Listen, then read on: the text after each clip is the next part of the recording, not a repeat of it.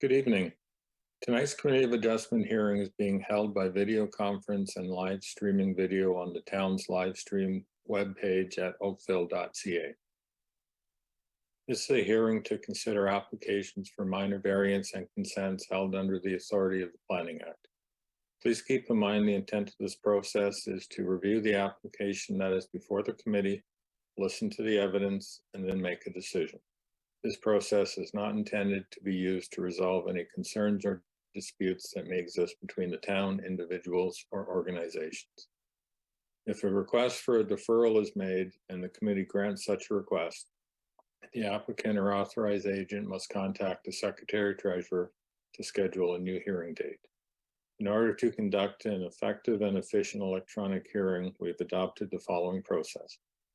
If you are watching the live stream of this hearing on oakville.ca, and if you wish to speak to an item on the agenda, you can call 905-815-6095. That's 905-815-6095. The phone number is also posted on your screen below the live stream at oakville.ca. Staff will be standing by to take your call. When you call in, staff will ask your name, item number you wish to address, and your telephone number. Further instructions will be provided to you to call back to join the video conference. When the chair of the committee polls for interested parties, the Secretary Treasurer will unmute you when it's your time to speak. The applicant or agent will be given the opportunity to briefly explain to the committee the basis of the application and answer any questions that may arise. A maximum of 5 minutes will be provided for a presentation. You will need to state your full name and address for the record. Any submissions beyond 5 minutes will be at the discretion of the committee. All delegations must also state their full name and address for the record. Maximum of 5 minutes will be provided to make your presentation. All remarks and questions are to be directed to the chair. Any submissions beyond 5 minutes will be at the discretion of the committee. The applicant or agent will then be provided with a further 5 minutes to respond to the comments made by any interested parties and answer any questions from the committee members. If the applicant or agent has any concerns found in the staff report, particularly any proposed conditions, this is your opportunity to advise us. The matter will then be taken into committee for a decision. This will mark the end of all discussion. Any person desiring a notice of decision for an application must provide a written request, preferably through email, to the Secretary Treasurer. Only applicants, specified persons, and public bodies may appeal decisions in respect of applications for minor variance and consents to the Ontario Land Tribunal. A notice of appeal may not be filed by any other individual person, unincorporated association, or group. Written notice of the committee's decision will be mailed not later than 10 days for minor variance and 15 days for consent to the applicant and or agent and any other person who filed a written request for such notice. If you do not agree with the committee's decision, the applicant, specified persons, or public bodies may appeal this to the Ontario Land Tribunal. The last date to appeal the decision to the Ontario Land Tribunal will be noted on the decision. If no appeal is received within the prescribed time frame, the decision of the committee becomes final and binding. Secretary Treasurer will then notify the applicant and anyone who received a copy of the decision through written correspondence. People participating in the hearing are to be courteous to and respectful of the members of the committee, town staff, and any other people participating in this electronic hearing. Tonight's electronic hearing is being video recorded and available for future viewing at oakville.ca. Thank you.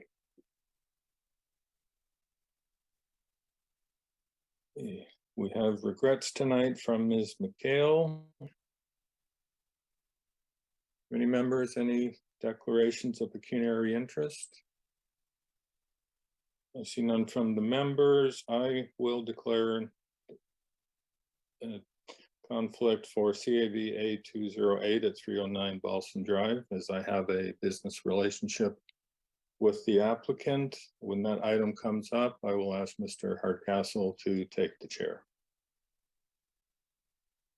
Madam Secretary Treasurer, request for deferral or withdrawal applications. I believe there's at least one at 189 Wayborn Road. Yes, I'll just move them into the meeting.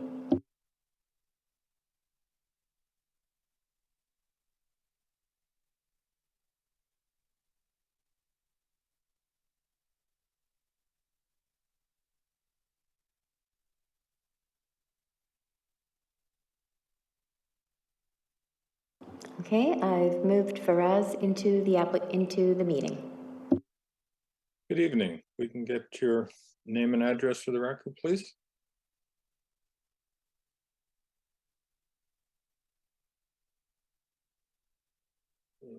You are muted.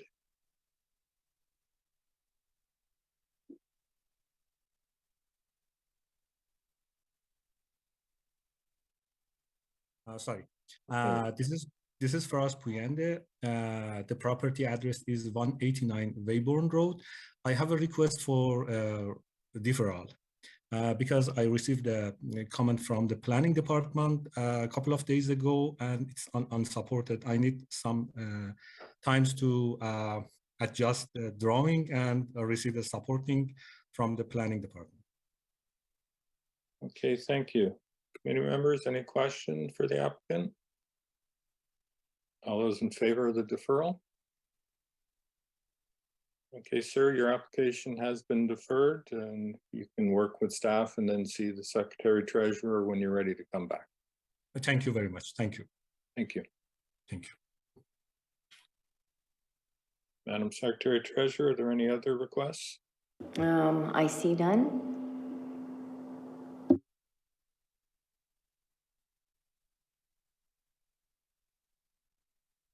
Okay, then we will move to the first application of the evening, which is both consent and minor variance. B 2211 CAV 180 2022.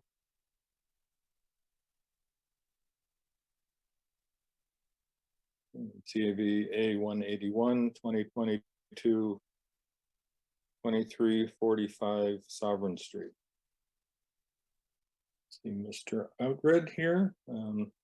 So committee will deal with the consent and the minor variances in one presentation, but we'll be looking for 3 separate motions at the end of the discussion. Good evening. Yes, good evening. Yes, my name is Bill Outred. Address is 2140 Winston Park Drive, Oakville, Ontario. We are the agents for the owners for 2345 Sovereign Street. Maybe I just go through the application briefly. This is application that we're asking for a severance of basically ends up being 2 lots. Having frontages of 15.235 meters for both lots, both the corner and the interior lot, as well as lot areas of 464.5 meters squared, whereas the bylaw requires 557 meters squared for both the interior and the corner lot, and requires 18-meter frontages for both lots in this case. This is an application that we've been working on for a while. We provided extensive planning justification in support of the application upon submission. And I do see the extensive planning reports from the Town of Oakville planning staff in support of the application.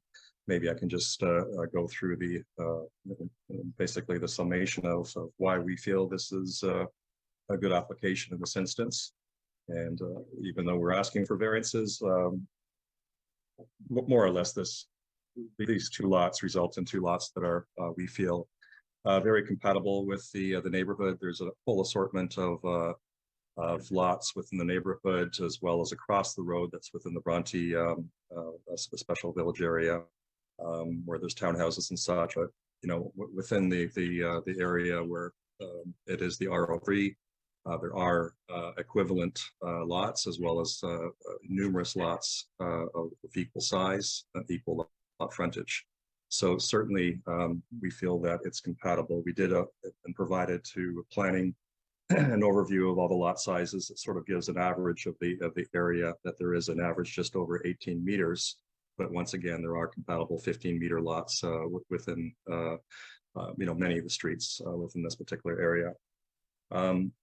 Going through the the provincial requirements, the livable local plan, the region of Halton official plan, and so forth. All of these documents do provide for what's considered as mild intensification, when indeed, it is certainly within the character of the lotting in this instance. 2 homes that could be, as the bylaw would allow, 2 homes that could be 200 meters squared each, without any variances, could easily fit on both properties and meet all the front yard, side yard setbacks, coverage and such. So there's no doubt that 2 homes could be built on this property that are compatible with the area. We are not proposing any homes at this point. We did provide a general layout on the site plan of 2 footprints, but we are not applying for any variances in relation to homes. We're just asking for the variances in the consent application at this point. So maybe I can just conclude and go through why we feel, once again, this is compatible. Just briefly state that once again, it is an increased density, but obviously there is a promotion of intensification within the Halton plan. It is a built area of Oakville. Water sewers are available. 1 new lot is appropriate level of intensification in a low density neighborhood in this instance. It's not going to change the character of the area. I did mention the site is also across the street from the Bronte Village growth area. So once again, across the street, there is a larger density of townhomes and so forth. We feel the variances meet the 4 tests, maintains the general intent of the official plan by remaining low density residential, maintains the general intent of the zoning bylaws. The new lots are 2 detached dwellings in an area with a large mix of other lot sizes. There's no change in the zoning here. It's also appropriate use of the land as it maintains the same land uses in general, just 2 single-family detached homes as opposed to 1. We feel the variances are minor in nature, as the subject site is located in, once again, a neighborhood of such a large diversification of lot sizes. So in summary, once again, with planning department providing their extensive report in support of the application, it's more or less in keeping with the planning justification that we provided. This is gentle intensification. We feel that it certainly is appropriate for this area of Sovereign Street, and I'd be happy to answer any questions. Thank you. Committee members, any questions for the applicant? Mr. Outrid, there's been some concern raised by the neighborhood, and maybe people will speak to this tonight, but as you indicated, you don't have any housing proposed at this point in time. But I think it's a relevant discussion for when you're asking to have undersized lots approved, as to whether there's an expectation that we're going to see houses with variances to make them larger than they're permitted when you're knowingly creating undersized lots. So you're just asking, are we going to be coming forth in the future with variances pertaining to RSI and coverage? Well, that's the concern as I read it, that's been raised from the residents. Yes, I saw the resident letter from the 3 neighboring properties. I cannot promise that there's not going to be variances going forth in the future, but if there are, they'll likely be minor and something that will be supportable by the planning department. So as I said, right now, we were just going forth with the consent application as requested by essentially the Community Adjustment Department and Planning. We have no plans necessarily in coming forth with anything that is extreme, but as he said, right now, the RSI is 43%. There may be, a relatively minor variance associated with both lots, but I can't confirm that at this point. Thank you. Madam Secretary Treasurer, has anyone called in to speak to these applications? And I'll give the phone number again. It's 905-815-6095. If anybody would like to speak to this application, if they can raise their hand and I can move them into the meeting.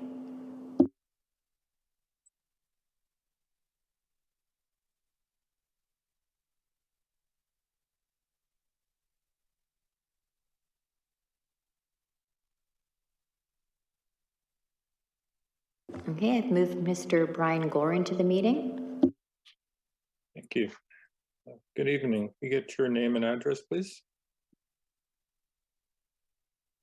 Hi, my name is Brian Gore. I live at 54 Forsyth Street in Oakville. Okay, and what is your concern, sir? I believe the quote you just made, Michael, is from the letter that I sent in with regards to concern from 3 neighbors. I have subsequently heard from 2 more neighbors with similar concerns, and a couple of other issues have been raised as part of that. But clearly in that letter, our major concern is the fact that this is a severance application right now without any commitment other than Bill saying there isn't any intent to have any further variances when the houses are being proposed. The applicant in this case, we believe, is a builder. We are talking about 2,000 square foot houses, and I suspect fairly, as a builder myself, I've built a dozen homes in Oakville, mainly in Southeast Oakville, but I have built some in the West End more recently. And as a builder, obviously you want to maximize what you can get out of the property.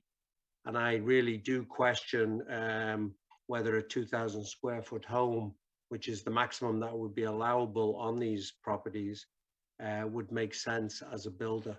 So that's our biggest concern, is that this is the first of a series of applications that will come before this committee.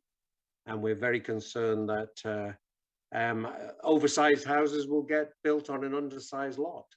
And there's no real reason why one home couldn't be built and it would still be in keeping with the area.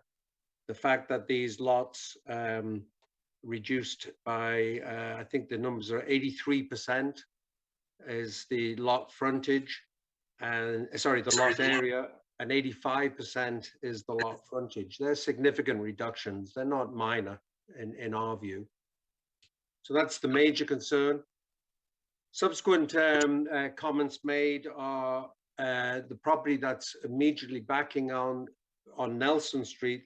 I did receive an email from that person who said having 2 yards backing onto them rather than 1 yard is sort of going to infringe on their privacy. So that was their major concern.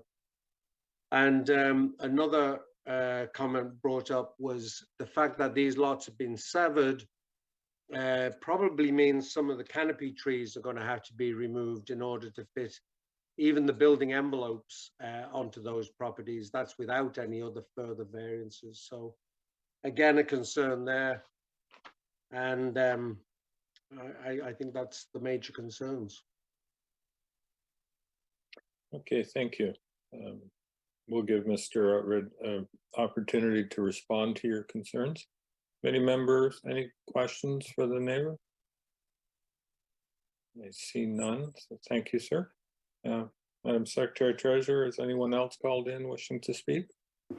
If you would wish to speak to this item, please raise your hand and I can move you into the meeting. At this time, I don't see anyone else. Okay, thank you. Mr. Outred, if you'd like to respond to the comments that were raised. Yeah, I'd be happy to. Just as a note, I did mention that, I mean, there's no intention immediately to be going through to obtain, variances, but if we do, it would be in accordance with, once again, planning support. So as you know, with infill areas such as this in Oakville, any variances likely would be minor if we are going forward with them. Just as a note as well, this is Bass Construction that owns the property, but he's actually building the homes for his daughter and son, which is, essentially why they're agreeable. And we know that they're going to be smaller homes in this instance. So there's no intent to, go crazy with what's happening as far as the size of the homes. We have done an arborist report. There will be a recognition of trying to retain the trees.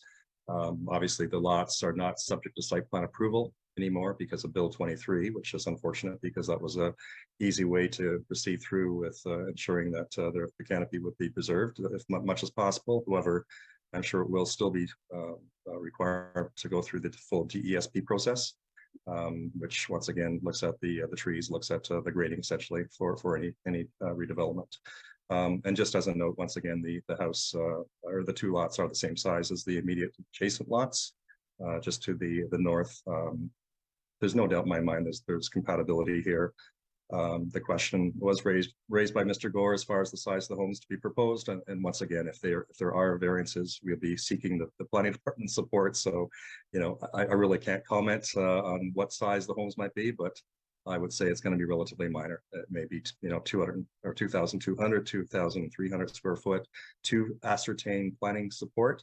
The committee members are well aware that the planning department is very liberal in what they're willing to accept as far as minor variances, if there are going to be minor variances here. So once again, I do feel that the two lots are compatible, and through the DESP process, some of the concerns raised will be addressed.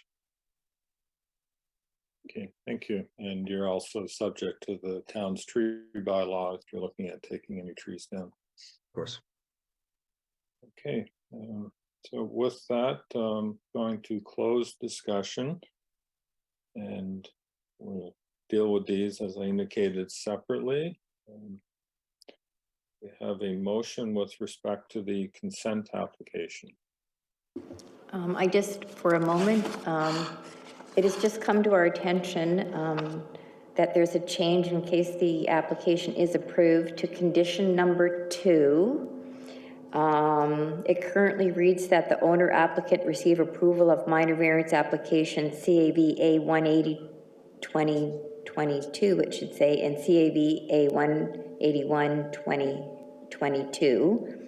And then there's an or. We're going to be removing the or. It isn't relevant because they could never be in compliance with the zoning bylaw because we're looking at lot area and frontage. So that condition number 2, and I just wanted to make sure Mr. Outred is aware of that. We would be deleting anything after the word or and just going with the approval of the minor variances as they stand. So if the application does go for approval, the appendix, the condition number 2 will change, and everything after the word or will be deleted for that condition. Okay.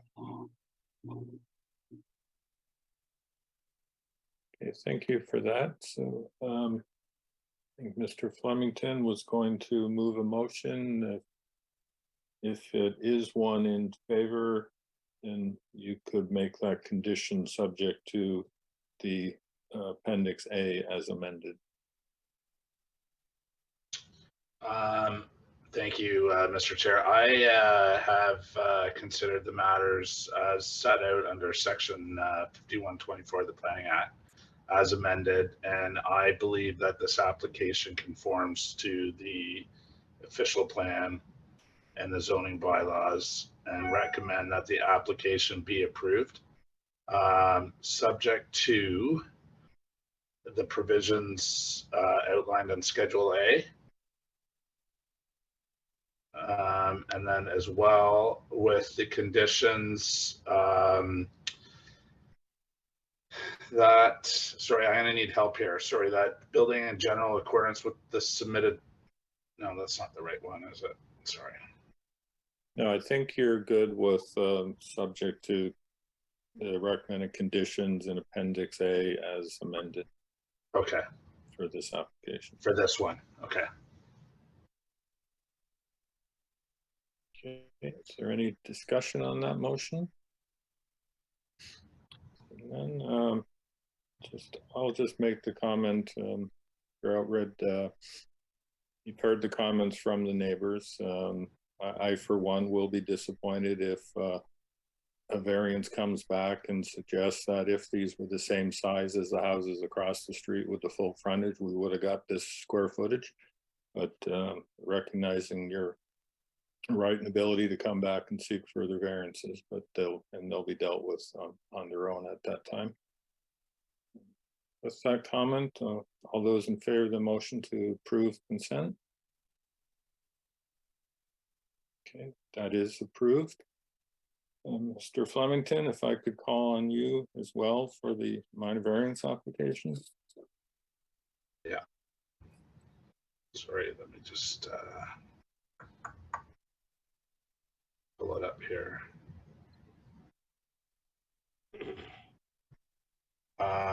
Okay, so having reviewed the applicant's submission as well as the town's written staff report, which I do note is in support of the variances.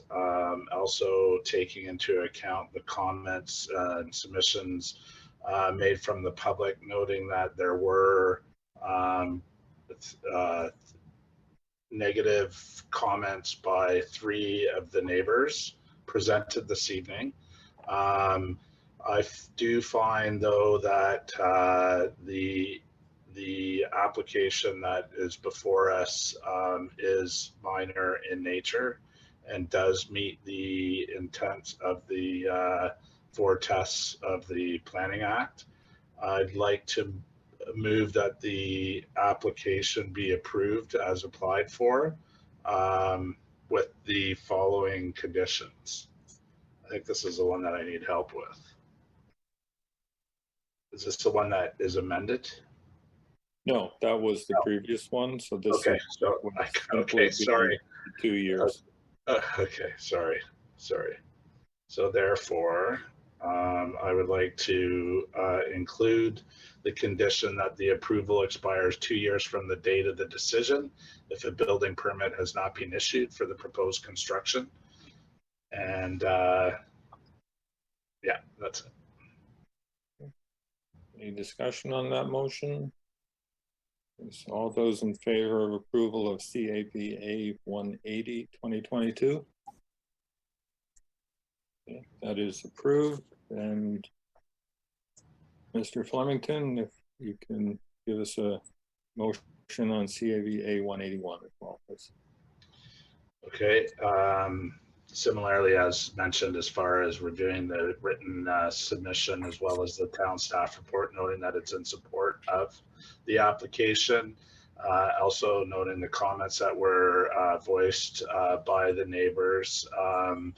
I am going to move that this application be approved as applied for, finding that it meets the 4 tests of the Planning Act. I'd like to include the following condition: that the approval expires 2 years from the date of the decision if a building permit has not been issued for the proposed construction. Thank you. Any discussion on that motion? All those in favor? That application is approved. Okay, thank you. Have a good night. You too.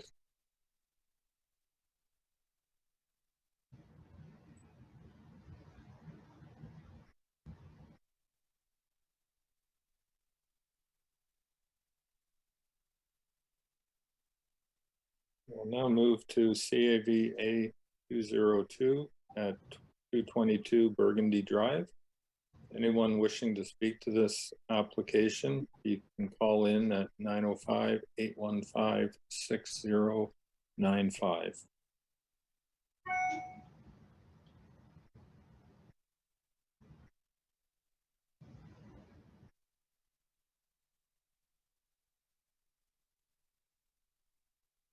Okay, if there's anybody in the meeting that wants to speak to this item, please raise your hand so I can move you into the meeting.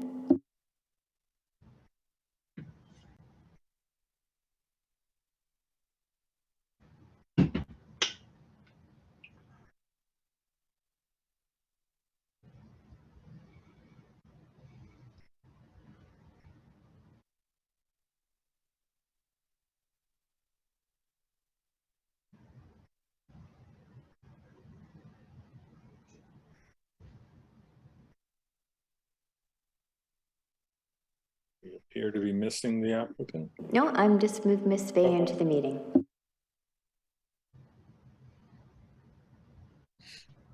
Good evening, Ms. Fay. Good evening. Good evening, Mr. Chair and members of the committee. My name is Emily Bay. I'm from the Office of John Wilmot Architect, and I'm representing the owner, Rachel Jean. Yes, thank you. We can start with the site plan on page 1. We are seeking 3 variances. If I could start with the description of the variances. The first one is to widen the window wells at the front and from a maximum width of 1.8 meters to 2.29 meters. And with landscaping, the window wells won't be a prominent feature. And we received the planning comments and staff notes that there is adequate room for drainage and pedestrian access. Just staying on page 1, please, I'd like to jump to the 3rd variance. And we are seeking to decrease the front yard setback from a minimum of 11.94 meters to 11.28 meters. The intention is to generally center the dwelling within the property, and staff notes that the decrease maintains a relatively uniform setback along the street and that there is no negative impacts to the streetscape and the surrounding properties. If we can turn to page 4, please, the renders. Yes, thank you. We are seeking a second variance, and it's to increase the lot coverage from 25% to 27.3%. And I'd like to point out that the dwelling itself is 22.5%, but the additional lot coverage is comprised of covered outdoor spaces and a modest storage shed at the rear. The side yard setbacks are greater than the minimum permitted, and it's to allow wide distances between the dwellings. As well, the dwelling is a series of step backs and a mix of 1- and 2-story elements, and it's to keep the massing and scale appropriate for the neighborhood. The staff comments indicate that the increase in the lot coverage does not have any negative impact on the surrounding neighborhood. And also there will be adequate open space for outdoor amenity, amenity areas and stormwater infiltration. Our client has canvassed the neighborhood over the weekend, and only one neighbor, which is immediately to the north, the address is 232 Burgundy Drive, was at home, and we do have a signed support letter, and it was emailed to the Committee of Adjustment Office to be filed with the application. And that concludes my presentation. I'd be happy to answer any questions you may have. Thank you. Committee members, any questions for the applicant? And if anyone wishes to speak to this application, please call 905-815-6095. Secretary Treasurer, has anyone called in at this point? If there's anybody in the meeting that wishes to speak to this application, if you could please raise your hand. I see no one at this time. Okay, thank you. Ms. Fay, maybe I know I've made comments like this before, but I find the renderings that are provided, particularly with house designs of this type, are extremely helpful to the committee to actually understand the proposal in context. So thank you for that. With nobody calling in, I'll close the discussion and look for a motion on this application. Mr. Hardcastle. Thank you to the chair and through you. I am satisfied that the requested variances conform to the 4 tests of the Act. You know, I should. My apologies, my words are failing me tonight. Just in terms of a preamble to this, having undertaken my site visit, having reviewed the written materials, the applicant's presentation and the written staff report, I'm satisfied that the requested variances conform to the 4 tests of the Act. The centering of the building on the property allows for preservation of a number of significant trees that are elemental to this site as well as to the neighborhood. So in terms of that variance and the coverage piece that which was clearly articulated by the applicant. I'm satisfied that these variances conform to the four tests of the Act, therefore put forward a motion of approval, subject to two conditions. Those being that the dwelling be built in general accordance with the submitted site plan, floor plans, and elevations dated September 29th, 2022. And that the approval expires 2 years from the date of the decision of a building permit has not been issued. Thank you. Thank you, Mr. Hardcastle. Any discussion on this motion? All those in favor of the motion to approve? That is unanimous. Your application is approved. All right. Thank you very much. Have a good night. You too.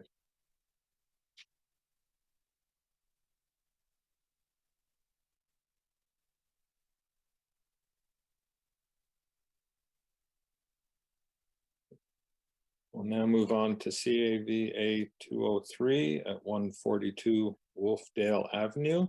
If anybody wishes to speak to this application, you can call in at 905-815-6095.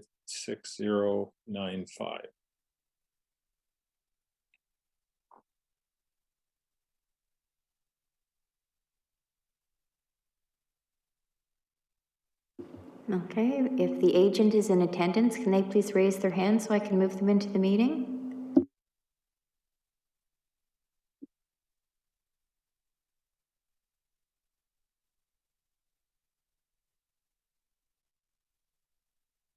Mr. Barrett is in the meeting. Good evening, Mr. Barrett. Good evening, committee members, Mr. Chair, Graham Barrett, SGL Planning and Design, 1547 Bloor Street West in Toronto, agent for the owner of 142 Wolfdale Avenue. Okay, thank you, Mr. Barrett. If you can take us through your presentation, I will note that you would appear to have some opposition as well. Yes, indeed. So planning staff were consulted quite some time ago about a previous version of this proposal, and they had some concerns. So revisions were made and variances were reduced or eliminated. I've read the staff report and the submissions from the neighbors. I've also spoken to several of the neighbors or exchanged emails with them. And we have a bit of a late development. The owner has decided to remove the second floor balcony, shown in red on the rear elevation, which I believe is on your screen. Yes, on the bottom there. Variance number 2 is no longer required. And I'd like to apologize to the neighbors who I've been in touch with, as I would have shared this information with them sooner. So this proposal requires one minor variance from the zoning bylaw to permit construction of a new 2-story single-family dwelling. A new pool and cabana is also proposed, but no variances are required for these. An arborist report has been prepared and submitted, and the vast majority of trees on the site will be preserved, including all along the south and rear lot lines, helping to ensure privacy for our client and the neighbors. The design of this home has been very carefully thought out. If you go to the next page, you can see the other elevations and the design for the cabana. Most of the rest of my presentation materials deal with the balcony, so we can disregard that. So the massing's been broken up along the front, rear, and side elevations, with greater separation provided on the south side of the dwelling, which faces the neighbor's rear yard, as they are a corner lot. And green roofs have been incorporated. This will ultimately be a tasteful and suitable addition to the neighborhood. The increase in floor area is modest, and its impacts on neighboring homes and the streetscape are negligible. 32.82% is proposed, where the maximum is 29%. That's a difference of 57.16 meters squared, or roughly 615 square feet. All other requirements of the zoning bylaw are being met, including lot coverage, building height, all setbacks. We do have a house across the street at 129 Wolfdale, was approved a while back with a floor area ratio of 30%, where 29 was the maximum. But they also had variances for height and front yard setback and garage area. I agree with staff's assessment that the proposed dwelling has been designed to reduce the mass and scale with various alterations and step backs in the design. And I appreciate their view that the requested increase is appropriate and compatible with the development in the neighborhood, and that it meets the 4 tests of section 45(1) of the Planning Act. This neighborhood is made up of a variety of built form and architectural styles, some modern, some original, many in between. The proposed dwelling at 142 Wolfdale Avenue will fit well with the changing character of the street. The proposed variance is quite minor and well mitigated through design efforts by the architect. The The proposed dwelling will maintain and protect the existing neighborhood character in this low-density residential land use designation and special policy area. I believe this proposal passes the 4 tests. I'm happy to have made the change that some of the neighbors expressed concerns about, and I'm happy to answer any questions you may have. Thank you. Thank you, Mr. Barrett. Mr. Barrett, the one elevation seemed to have additional balconies other than what you circled in red. Are those Juliet balconies, which don't fall under the definition of a balcony? Yes, correct. The only one balcony that was proposed is the one circled in red. Okay, thank you. Committee members, any questions for the applicant? I see none. I'll give the number again. Anyone wishing to speak to this application, 905-815-6095. Anybody that has called in, if you could raise your hand for the Secretary Treasurer. I've moved Kathy Dudek into the meeting. Good evening, Councillor Dudek. Good evening. I'm here in a personal capacity. As my letter indicated, I've resided in this home for 61 years. In fact, the home in question that's being demolished used to be an open field, and I saw it being built as a child. I would like to thank the applicant and his agent for the concession being made about the 2nd-story balcony. That was a huge concern, not only for myself, but especially the one on the corner there. And the other 2 properties in question, the one to the rear and the one to the north of this site, are under construction being built, and they do not have 2nd-floor balconies. So I appreciate the concession that's being made. And with that, I will offer my support. Thank you. And sorry, can we just get your address, please, for the record? Yeah, it's 137 Wolfdale Avenue. Okay, thank you very much.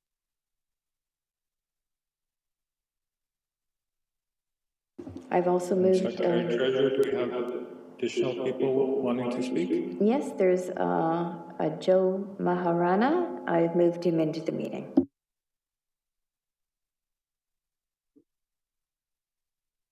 Good evening, sir. Hi, good evening to the committee, and thanks for the opportunity to speak to the committee. My wife, we live in 150 Wolfdale Avenue, which is just on the north side of the proposed lot, 142. So I thank the owner as well as the Graham that they removed. I'm equally concerned with Kathy about the balcony. That's the good thing, it is gone, so that we can maintain the symmetry. And I also oppose the variance because I believe the variance is quite large, from 29 to almost like 4%, so which is close to 33%. I don't mind like maybe going to 30%, which was already done on the street, but because I live in the next lot, and I believe it's almost 615 square feet, okay, and which is large. I believe the mass and the scale with the lot will be going to affect the other lot. So I request to have a symmetry or symmetrical size, because as per the section 6.4.1, the city must have decided based on something about the 29% lot coverage. I can go maybe 30, that's like marginal, but like not like huge. Like 615 is very large. It's not a minor variance to me. I'll request the board to consider this. Thank you. Thank you. Committee members, any questions for the neighbor? I see none. If anyone else is in the audience wishing to speak, if you could raise your hand for the Secretary Treasurer. I see none at this time. Okay, thank you. Mr. Barrett, would you care to respond to the neighbors' concerns? Sure. Thank you very much to both the neighbors. I appreciate the support from Councillor Dudek. As for the other neighbor, I understand your concerns, but efforts have been made by the architect to really break up the massing here and spread out this additional floor area, so it isn't particularly imposing on any homes. The building length has been considered, and it's in line with the new home that's being built to the north. And the side yard setback on that side has actually been improved over an existing. So there are some improvements in relation to the house to the north. Beyond that, I think the variance is reasonable and concur with the staff report. Okay, thank you, Mr. Barrett. With that, I'm going to close discussion. Committee Sorry, members. sir, I just want to add one more line. I Yeah. am on the north lot. I just follow the protocol of the city. I could have gone for a variance for higher square footage. But I just respect the neighbor, the street and the city. I didn't do that. It's only 29%. I'm still constructing, but I'm not did any variance. So if everybody will go like that, so it will be a mess. That's only I have to say. Thank you. Thank you. Okay, I'm going to close discussion. Committee members, we're now dealing with an amended application to remove variance number 2 for the balcony. And you've also heard the concern of the neighbor with respect to the floor area ratio variance being too large in his opinion. Looking for a motion on this matter. Mr. Flemington. Thank you, Mr. Chair. I'd like to thank the applicant for listening to the neighbors with regards to some of the concerns with respect to the variance number 2 that has now been withdrawn. So appreciate that. That is why we do this process. So therefore, the emails of opposition, with the exception of Mr. Maharana, do not apply. I would like to note that there was support in favor of the motion that was presented in tonight's meeting orally by one of the neighbors, Ms. Kathy Duddick. And also one oral presentation by Mr. Maharana that was not in support of this variance. I have reviewed the written submission as well as the town's written staff report, which I do note is in support of the application.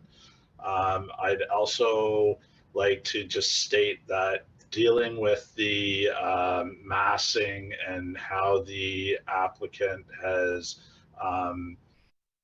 made this building, I don't think that it will have a negative impact on the neighborhood. I think that it is in keeping with development in the neighborhood, and that it does meet the 4 tests of the Planning Act, and that it's minor in nature. So therefore, I'm going to move a motion that it be approved as applied for, as well with the following 2 conditions. One, that the dwelling be built in general accordance with, sorry, I believe the plans, will they be revised? Sorry, due to the balcony being removed? Yes, they will. Yeah, so I'll say then, Make I that guess, to the satisfaction of the Director of Planning. correct. So, and then the second motion would be that the approval expires 2 years from the date of the decision if a building permit has not been issued for the proposed construction. Thank you, Mr. Flemington. Any discussion on that motion? Seeing none, all those in favor of the motion to approve? That is unanimous. Your application has been approved. Thank you very much, and happy holidays. Same to you.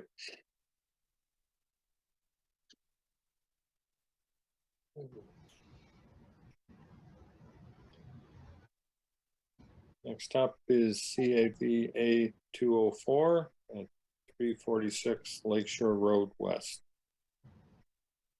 The applicant can raise their hand for the Secretary Treasurer.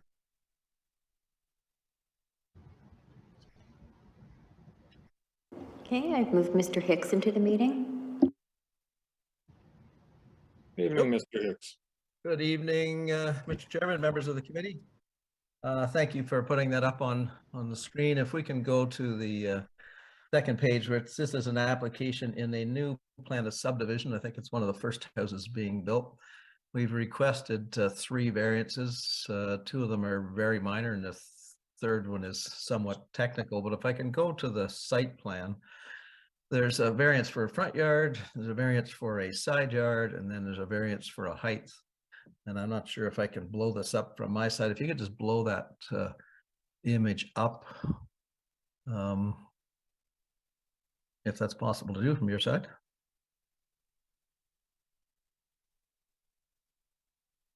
And then just center on the house if we can. So the variance for the front yard really relates just to that small covered porch detail that's in there.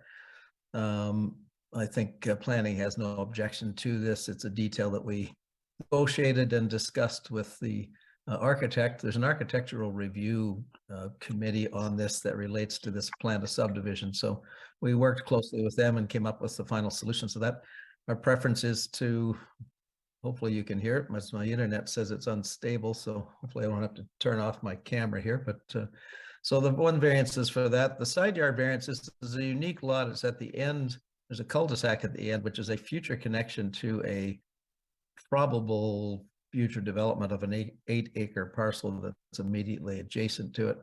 But because of that, we have a front yard that is somewhat unusual, and we've got a grading difference that happens on the property here, but our 4.2 meter setback follows that arc that cuts into that site.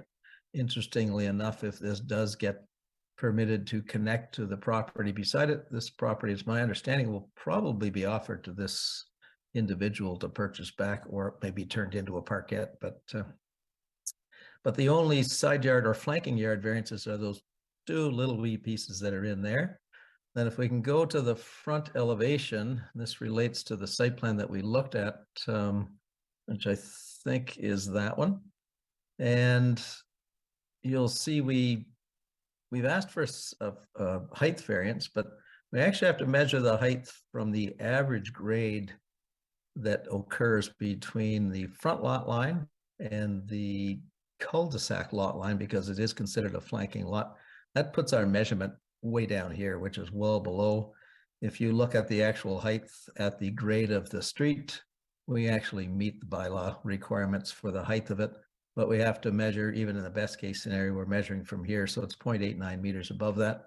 Planning's reviewed it, felt it was appropriate. Certainly the architectural review committee for this plan of subdivision has reviewed it, and they're in favor of it. And to the best of my knowledge, I've not seen any applicants or any concerns from any surrounding neighbors, because there are no surrounding neighbors. I think this may be the first house to be built in here. So, and with that, Mr. Chairman, I'll leave it open for questions from the committee. So, okay, thank you, Mr. Hicks. Mr. Hicks, if you complied with the height bylaw, your house would have to be shorter than the neighboring houses because of your flankage and averaging situation. That's correct? That's right. That grade drops quite a bit when you wrap around that cul-de-sac to connect to the next lot to the west, I guess. So, yep. Okay, thank you. Committee members, any questions for Mr. Hicks? If anybody has called in at 905-815-6095, if you could raise your hands so the Secretary Treasurer can let you in.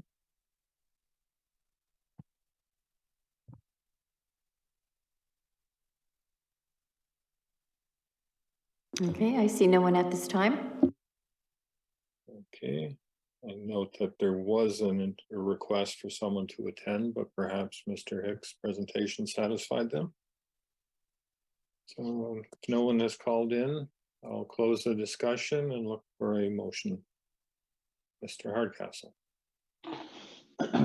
Thank you, Mr. Chairman.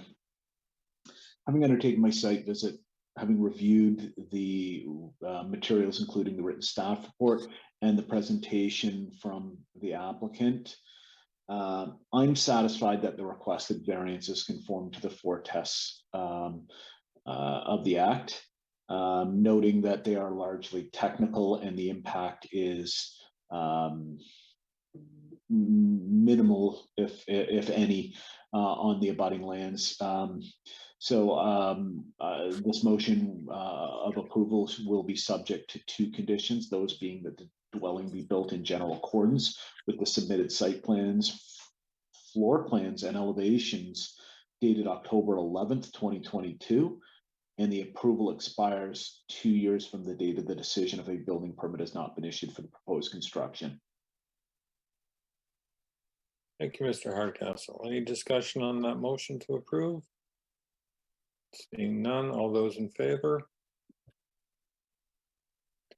That is unanimous. Your application has been approved, sir. Thank you, Mr. Chairman and members. Thank you. Have a good evening. I'll be back again, so. Okay.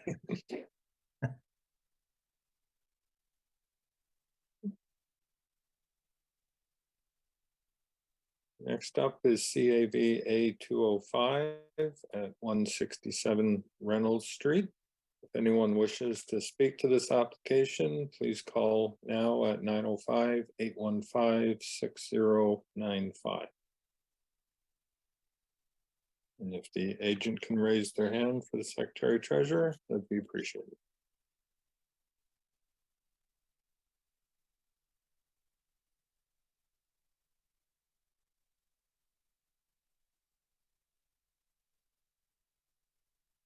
Okay, I've moved Osrin Stambuk into the meeting. Good evening. Can we get your name and address for the record, please? Hi, good evening. My name is Osrin Stambuk. I live at 15 Moreland Road, Toronto, Ontario. Thank you, sir. If you can give us your presentation.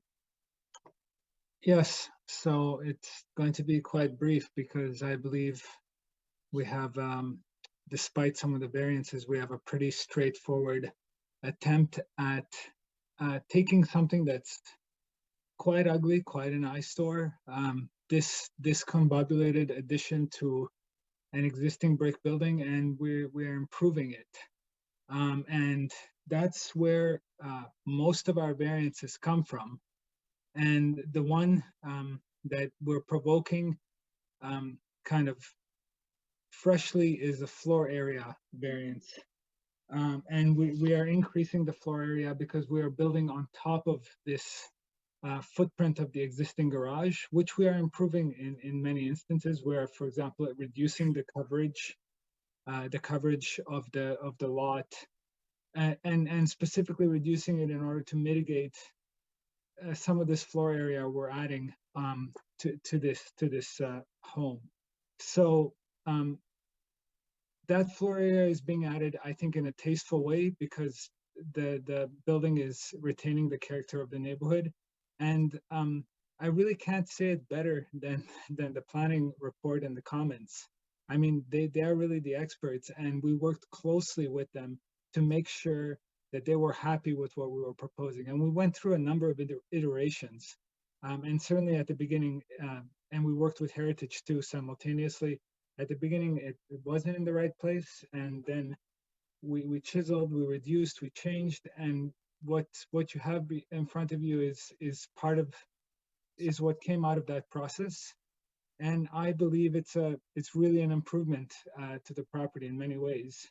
And it was a good kind of balancing act between, you know, making it worth it for the owner to invest their time and money into this development of the property, but also satisfying the requests of planning and Heritage. And like I said, what you have in front of you is the result of that. I can speak to any of the variances you would like individually, but really many of them are existing because we are building on top of this. Well, we're replacing this existing very ugly vinyl clad garage, and we're putting something there that is different from the existing Heritage building, but kind of works with it. So I'm happy to answer any questions you may have and provide any explanations you need regarding the variances and why they're needed.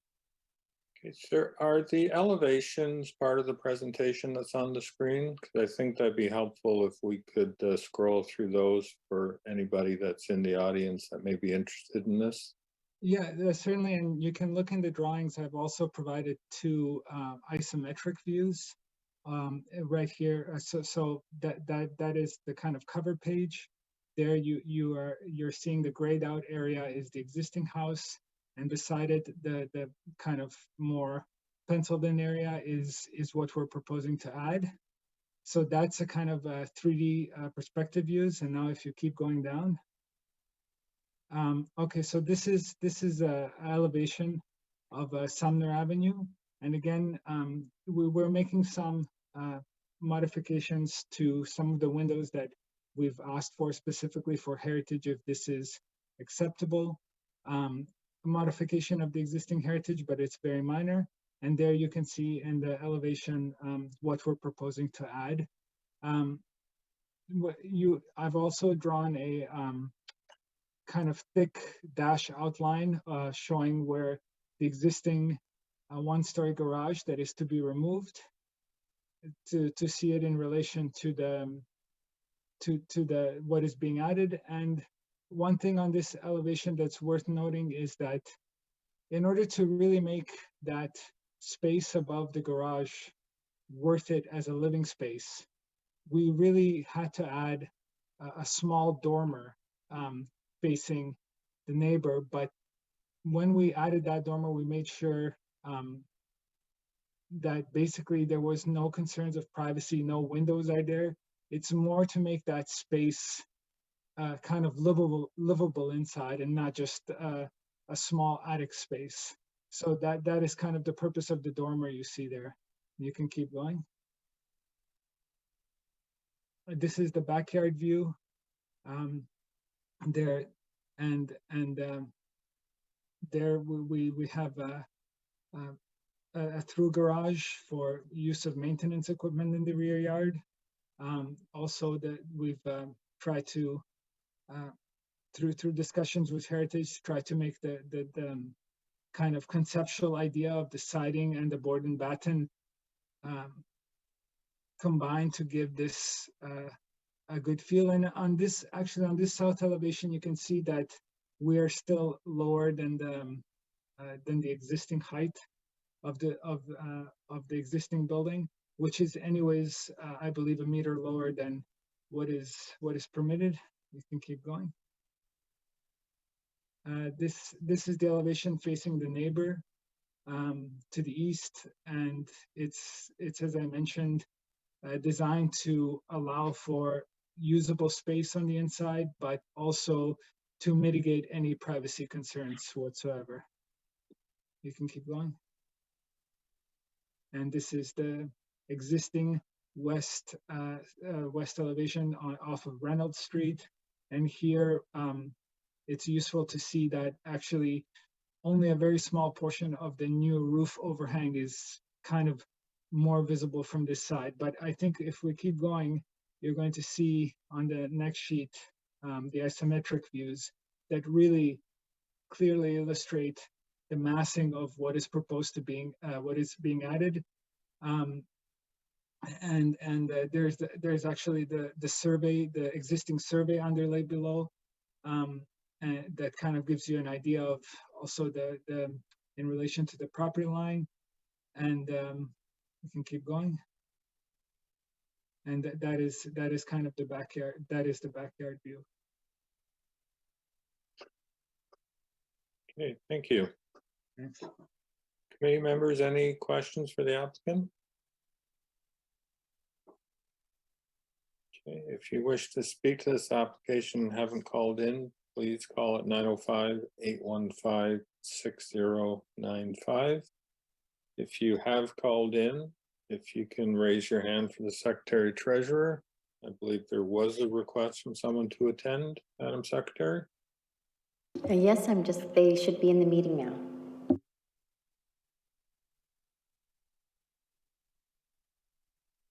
Yes, good evening, sir. We get your name and address for the record, please.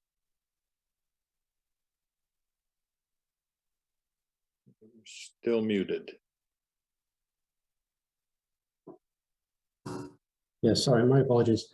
My name is Trevor Smathers. I live at 328 Sumner Avenue. Only got one concern with the situation. We have spoke to the neighbours. If we can just put the east view back on screen, if that's possible.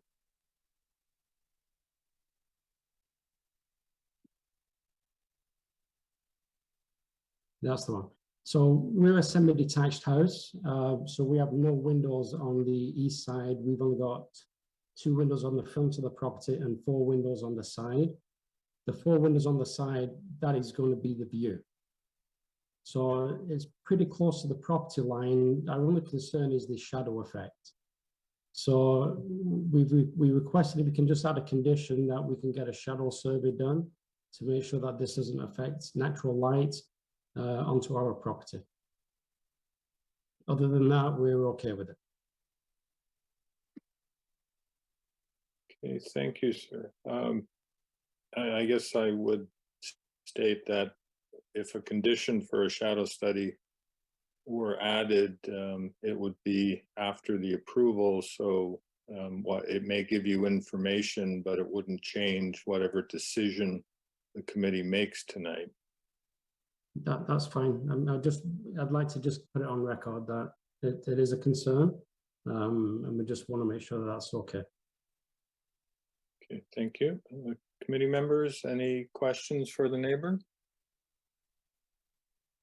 I see none. Mr. Stambach, I'll give you an opportunity to respond to the neighbor's comments and his request for a shadow study. Yes, thank you, Mr. Chair, and thank you to the neighbor for attending and the comments. So regarding the shadow study, this is my first committee of adjustment in Oakville, but I'm at committee of adjustment all the time at different municipalities. And I have never heard of a shadow study for this scale of project. So I actually am not qualified to speak to what even would be achieved with a shadow study with a project of this size and at which points of the year. So like the program I use is called Revit Architecture, and it's able to produce shadow studies. But it's not something I've ever learned because, like I said, I've never ever been called upon to produce this kind of information in the program. So I'm actually not sure how it can be helpful, but I have to say that, you know, the setback is we are improving the setback, but we are increasing the height a little bit of the existing structure. But it has to be considered that that dormer is set back from the property line more than the wall below it, and also it's not the full width of the wall; it's broken up by the roof. So I would just say that if it does have an impact on shadows, it would be mitigated by the shape of the addition that we're proposing. Okay, thank you. Madam Secretary Treasurer, has anyone else called in? If anyone is in the meeting, if you could raise your hand. I see no one at this time. Okay, thank you. With that, I'm going to close discussion and look for a motion. I would note to the committee, we've had a request for an additional condition. We've heard the applicant's response to it. You've heard my initial comment that it would appear to be bringing in something after the fact. If the committee were inclined to require a shadow study in order to make its decision, I think a deferral would be in line more so than adding a condition after the fact. You've heard the neighbor, you've heard the applicant, you've got the staff report. And with that, I would look for a motion. Mr. Flemington. Thank you, Mr. Chair. I have reviewed the applicant's submission as well. the town's written staff report that I do note it is in support of the application. Also, having taken into the accounts of the comments that were presented this evening by the neighbor with regards to, the shadowing. On that side of the building, I know the applicant has, said that they're not doing any windows. I believe that the height of the building, there's no height variance requested.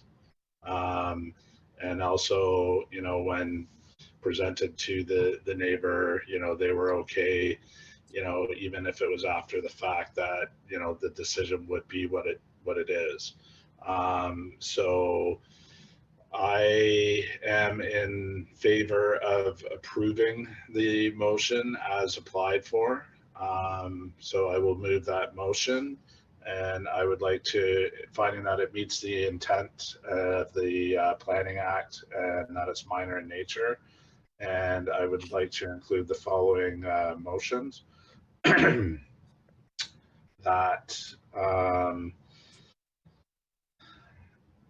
the additions to the existing dwelling be built in general accordance with the submitted site plan and elevation drawings along with the application.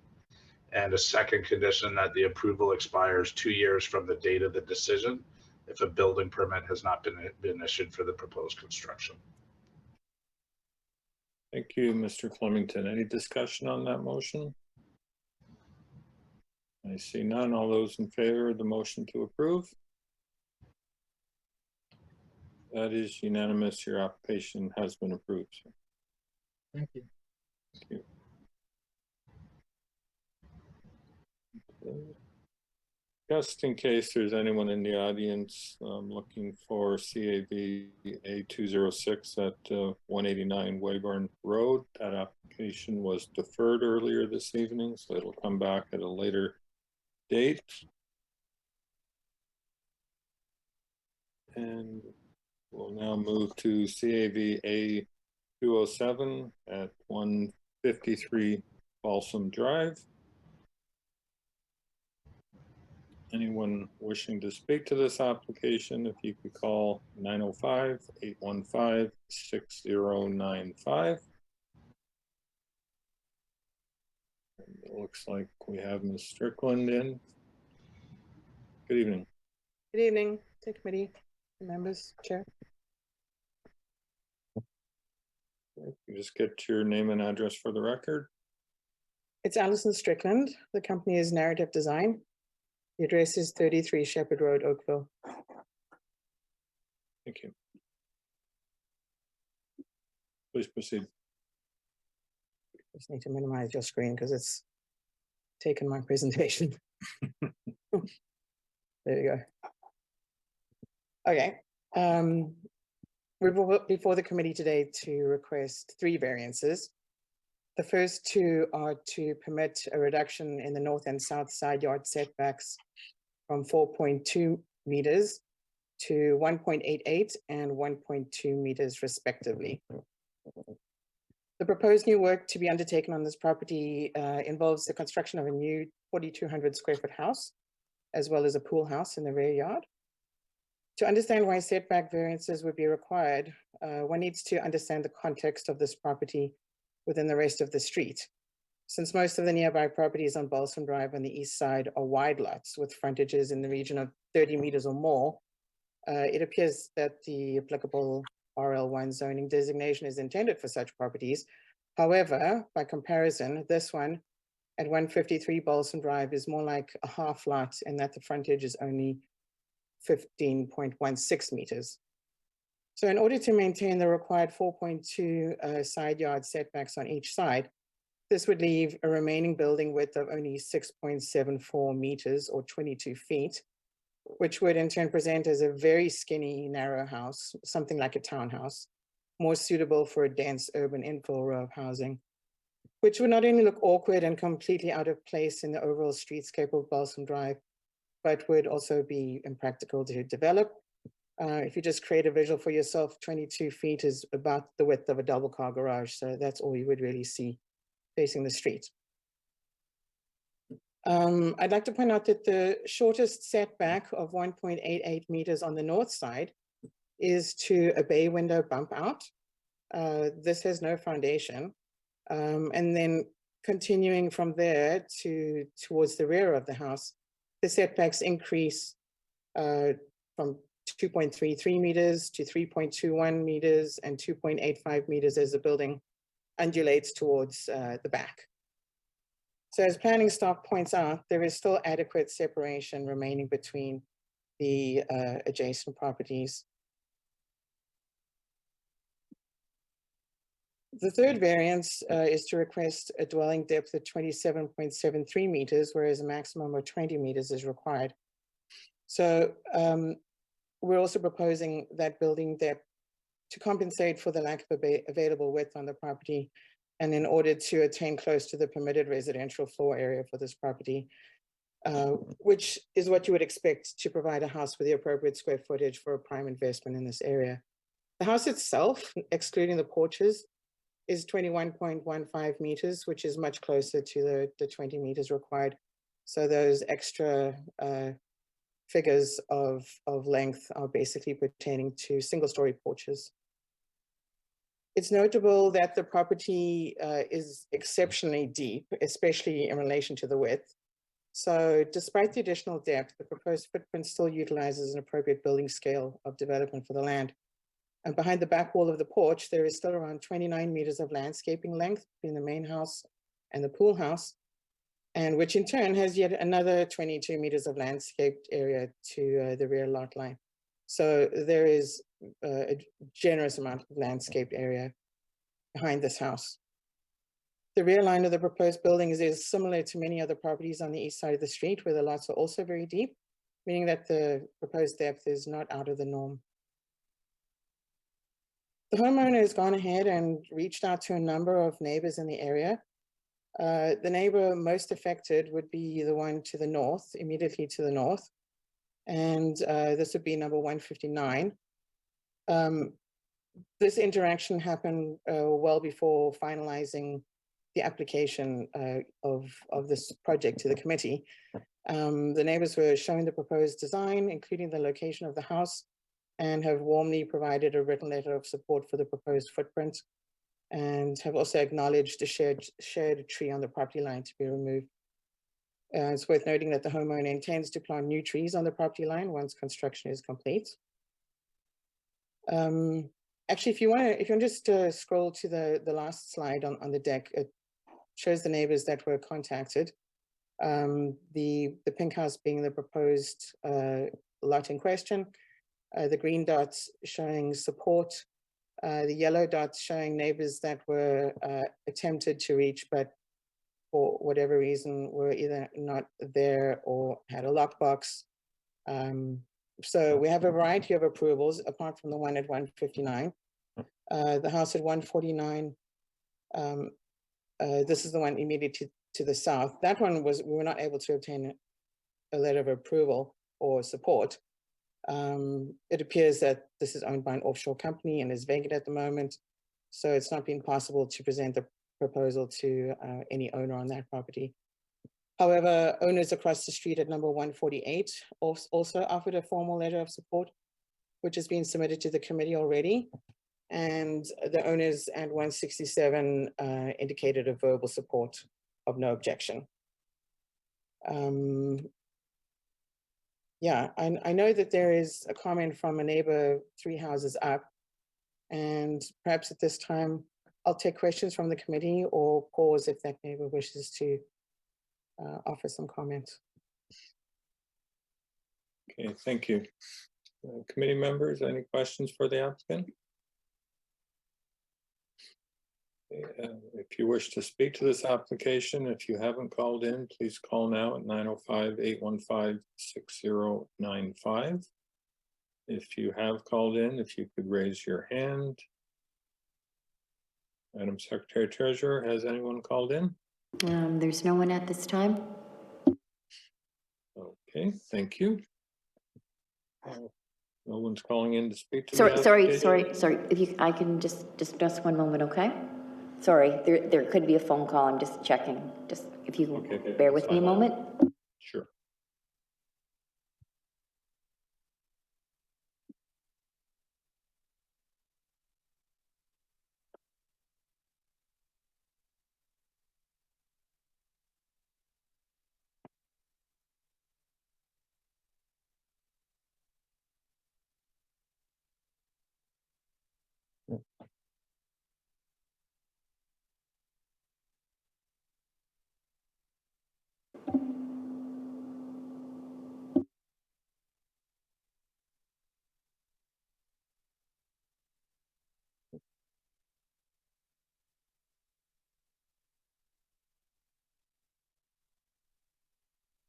Sorry, it'll just be a moment. I think someone may be trying to get through on the phone.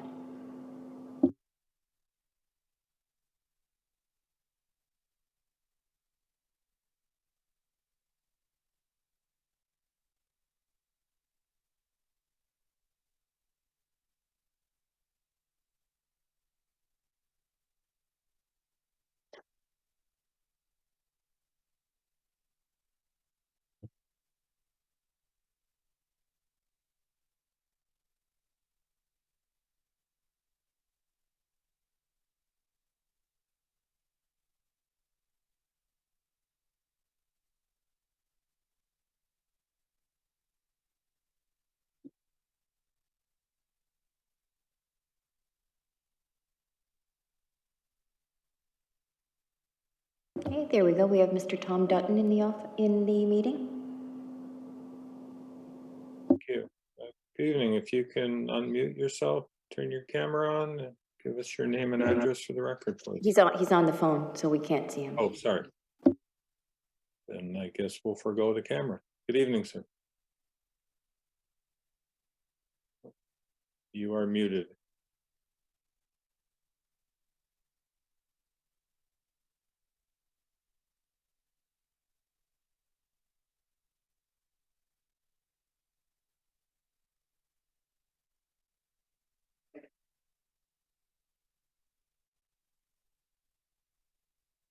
Can you hear me now? There we go. Thank Hello? you. Good evening, sir. Sorry, accept my apologies, Mr. Chairman and committee members and Allison. Can you hear me? Yes, we can. Committee members and Allison, can you hear me? Yes, we can. Sorry about that. I have a bit of a delay on my end, but this first time I did write a letter, which I think got submitted to the committee. Yes. I am a few houses up the street from this application, but I think that I wanted to register my opposition. I guess without having seen the drawings that were prepared, nothing came to our house, and I tried to go online to find the design and whatnot, but wasn't able to find it. So I'm just seeing the design for the first time tonight. I think my main concern with these variances is that, as indeed Allison has described, this is a very unique lot on our street. It's about half the size of a normal lot, being around 49 to 50 feet, something like that. It's very deep. So sort of technically speaking, I guess you could say that you're entitled to a lot of coverage because the lot area is large. But in actual fact, when you look at the width of the lot, it has to kind of crowd out on the side yards quite significantly to build something that is going to be worthwhile for the owner to build. And I think that's really the problem here. A side yard setback of 1.2 meters on the south side, I don't think is minor. I think that is fairly significant. And similarly on the north side, the 1.88 meters, is going to be very close to the property to the north, which is a very special house to all of us. And, notwithstanding that the owner of that house has provided consent, everyone who lives on the street very much appreciates that house. It's a very special and unique house, being one of the original cottages from from many years ago. So, you know, I just feel that putting a house of this size on that narrow lot is going to feel very crowded. It's going to not fit in with the character of the street. And for someone to build a house of this size, it seems to me that it should be on a wider lot. The extension of the house into the backyard as well, as you can see by the site plan, is going to be causing a lot of overlooking into the side yards and the backyards of the existing houses to the north and the south. So from that point of view, you know, I would be of the opinion that these variances are not minor, and I think that the applicant should go back and try to come up with, you know, other solutions that would allow a little bit more elbow room on the side yards, so that it doesn't feel like it's being wedged in to the street. That's all I have to say. Thank you very much. Okay, thank you, sir. And you're at 175 Balsam, is that correct? 175 Balsam Drive. Yeah, my last name is Dutton, like button with a D. Thank you, sir. Thanks. Before I have Strickland respond, just Madam Secretary Treasurer, has anyone else called in? If you have, if you could raise your hand. There's no one at this time. Okay, thank you. I was wondering if maybe, Ms. Strickland, when you respond, if we could get the presentation back up and again, maybe show the elevations in your response to the neighbor, that would be helpful. Yeah, I'm hoping he can see if he's on a phone. No. Yeah. You're right. You could scroll up to. He should be, I believe he'd be watching as well. Yeah. Okay, this is the pool house that you have. If you could just scroll up to the front elevation. Further up. Yeah. Whoop. One more. There we go. Oh, no, that's the back elevation. Sorry. Should be the first elevation. There.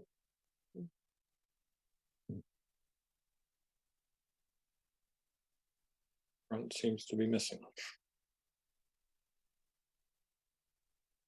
I just go through the slides slowly.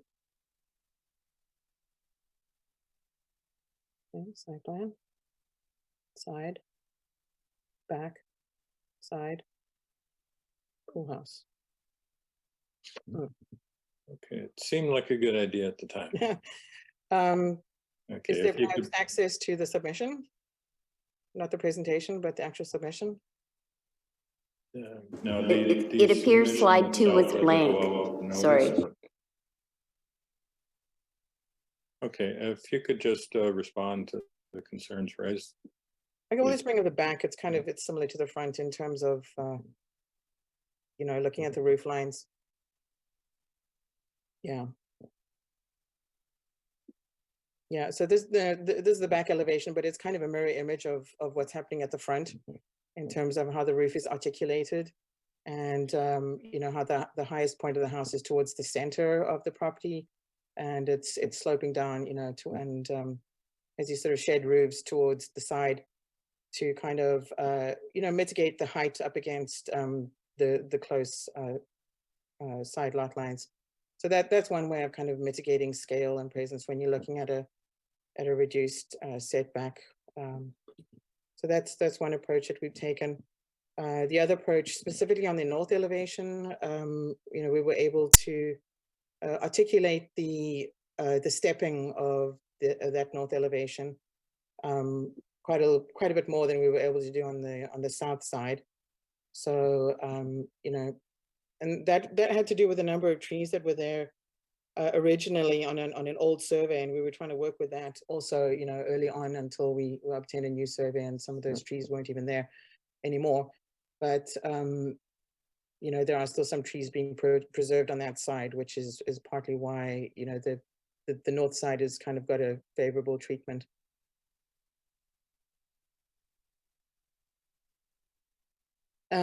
I guess I could also add that, you know, this property is quite similar, like the size of this property in terms of its width is quite similar to those in the, you know, just a few streets over, like the R03, for example. where the properties are more like this width, and the setbacks are actually around 1.8 or so, you know, depending on whether it's got special provision or not. But this property is quite a bit more like that one. And that was kind of the philosophy we took in terms of determining how to address the side yard distances. It's also worth noting that there is quite a generous setback that the house to the north has from the property line. The distance at the shortest point between these two properties is over 7 meters. So that is quite generous. And the distance between this property and the one to the south at their closest point is over 4 meters. So, you know, we do have generous spatial allowances between the two properties. It's not like this is crammed in by any means.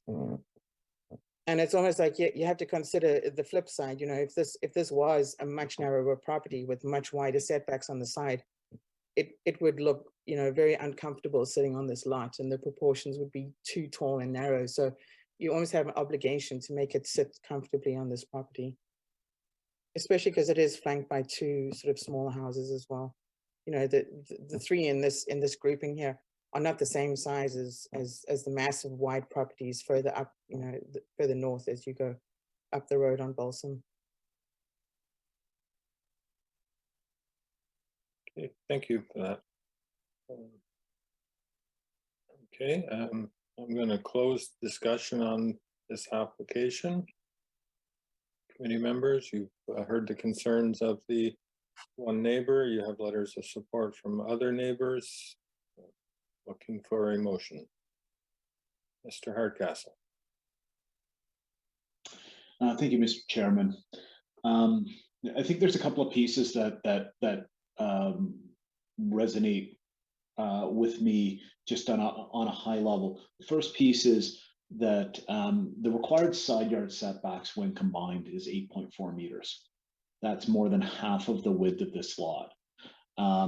It's not a practical it's not practical to be able to develop a building here. And Ms. Strickland's comments with respect to a building that would comply with the bylaw requirements being very tall and narrow and looking out of place, equally out of place.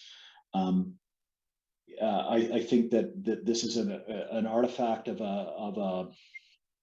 an eclectic area with a variety of lot sizes, building sizes, and built forms that minor variance applications were intended to deal with in the context of the individual site and the surrounding properties.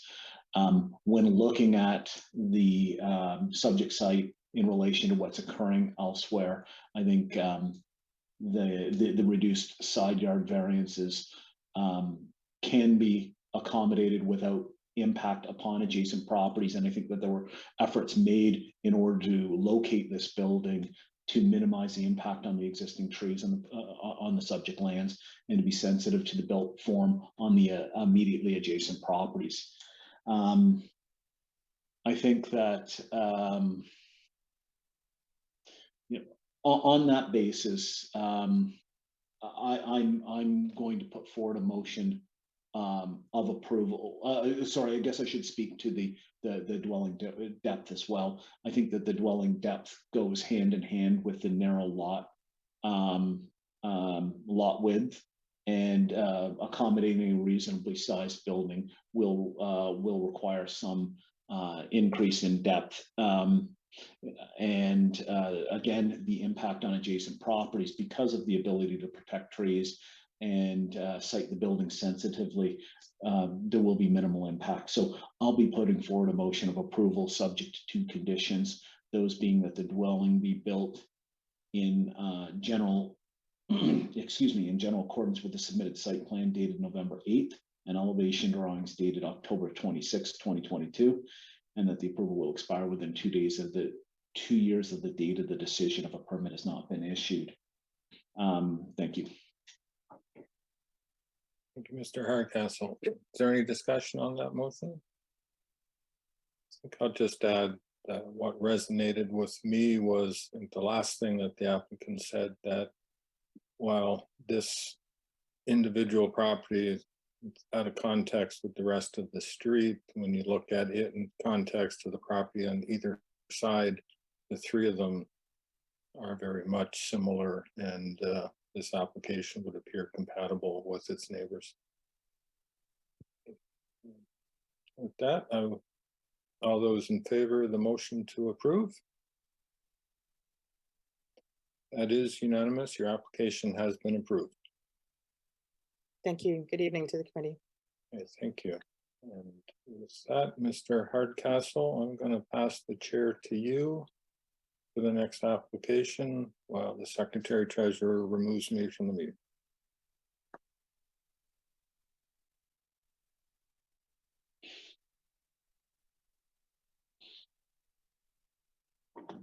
Okay, Mr. Tulowski's been removed from the meeting. Okay, thank you. Now calling CAVA 208 of 2022.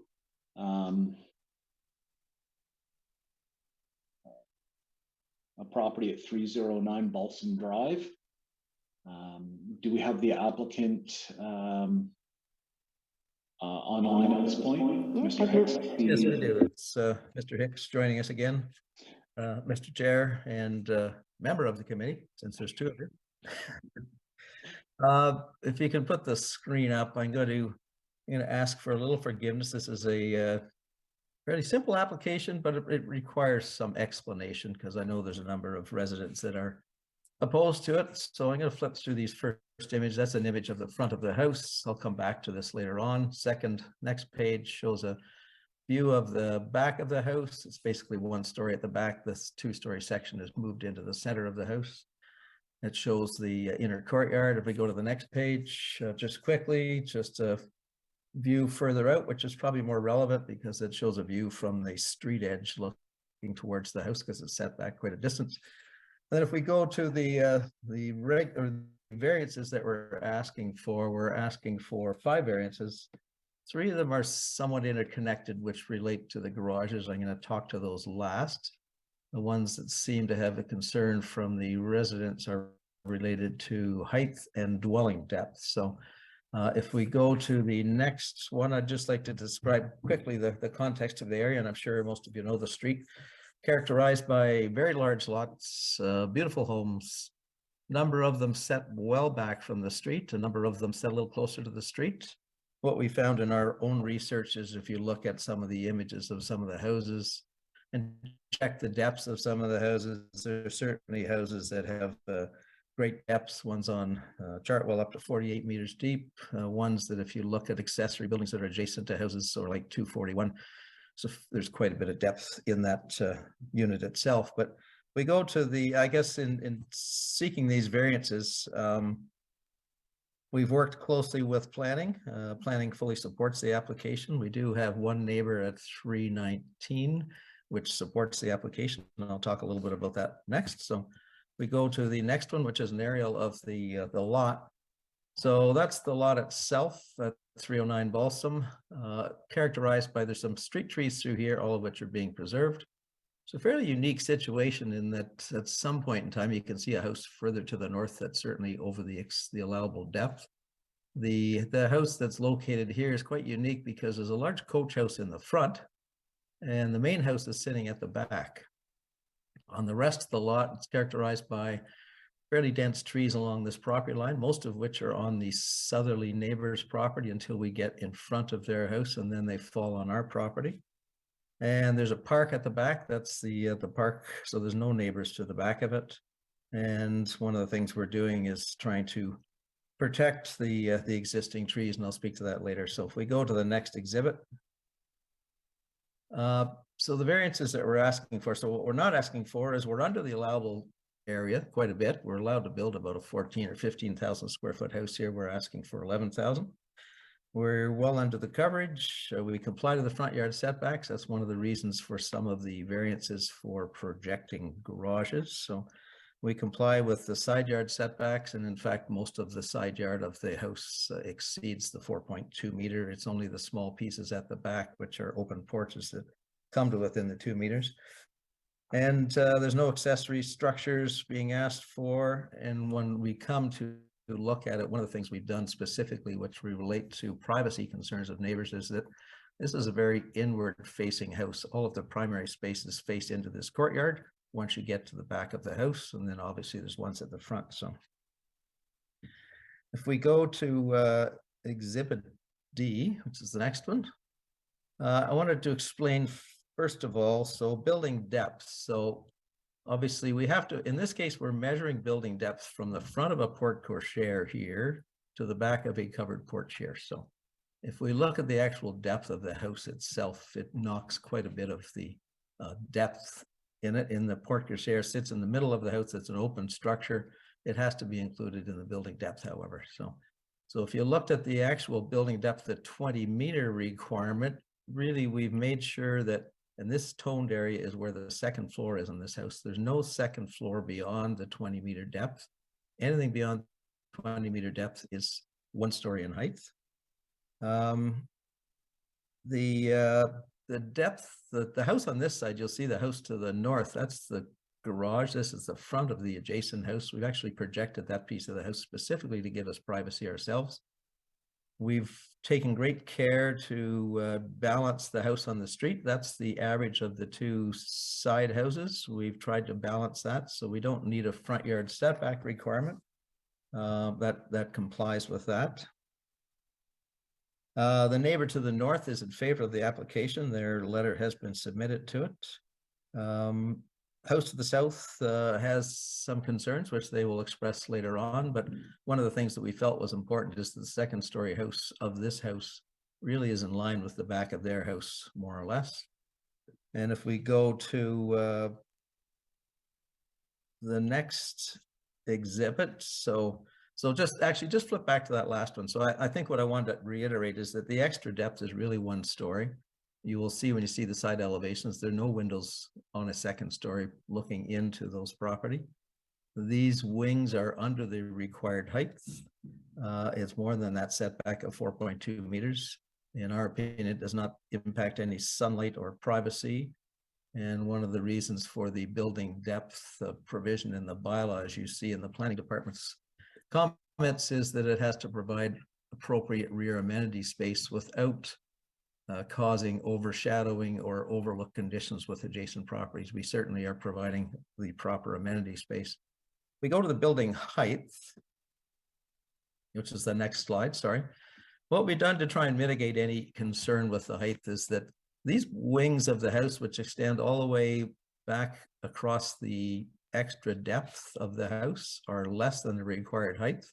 The 4.2 meter side yard setback is there. We're about just under 5 meters to that. But we've increased the height just in the center because of the architectural treatment, and we're some 42 to 45 feet from the property line, which if you take the neighbor's house to the side, it's probably 58 feet at the closest point to that house.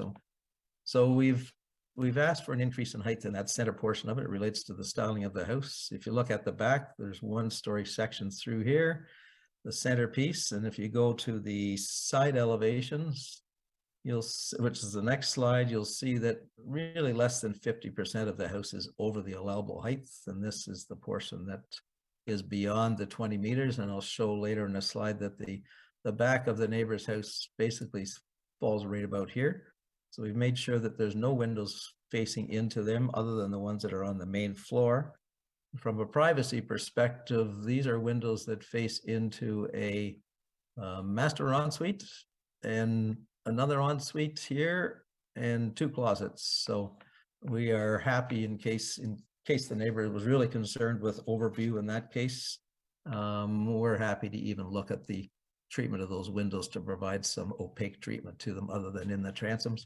And if you look at the opposite side facing the neighbor, which has no objection to it, again, it shows that less than 50% of the house is over the maximum height. So if you go to Exhibit F, this is something that, or sorry, Exhibit G. So the bylaw as of right actually allows a 9-meter house up to 10.5 meters from the street line.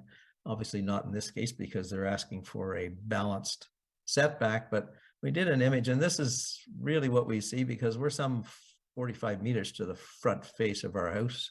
That shows a 10-meter setback, which is what the bylaw was written for. But if you look at the next image on the next slide, we've tried to portray the fact that that's a house that's shown at 10 or 12 meter setback that meets all of the bylaws. This is our house setback about 40 meters to show that really the perspective from the street is far less than what one can imagine.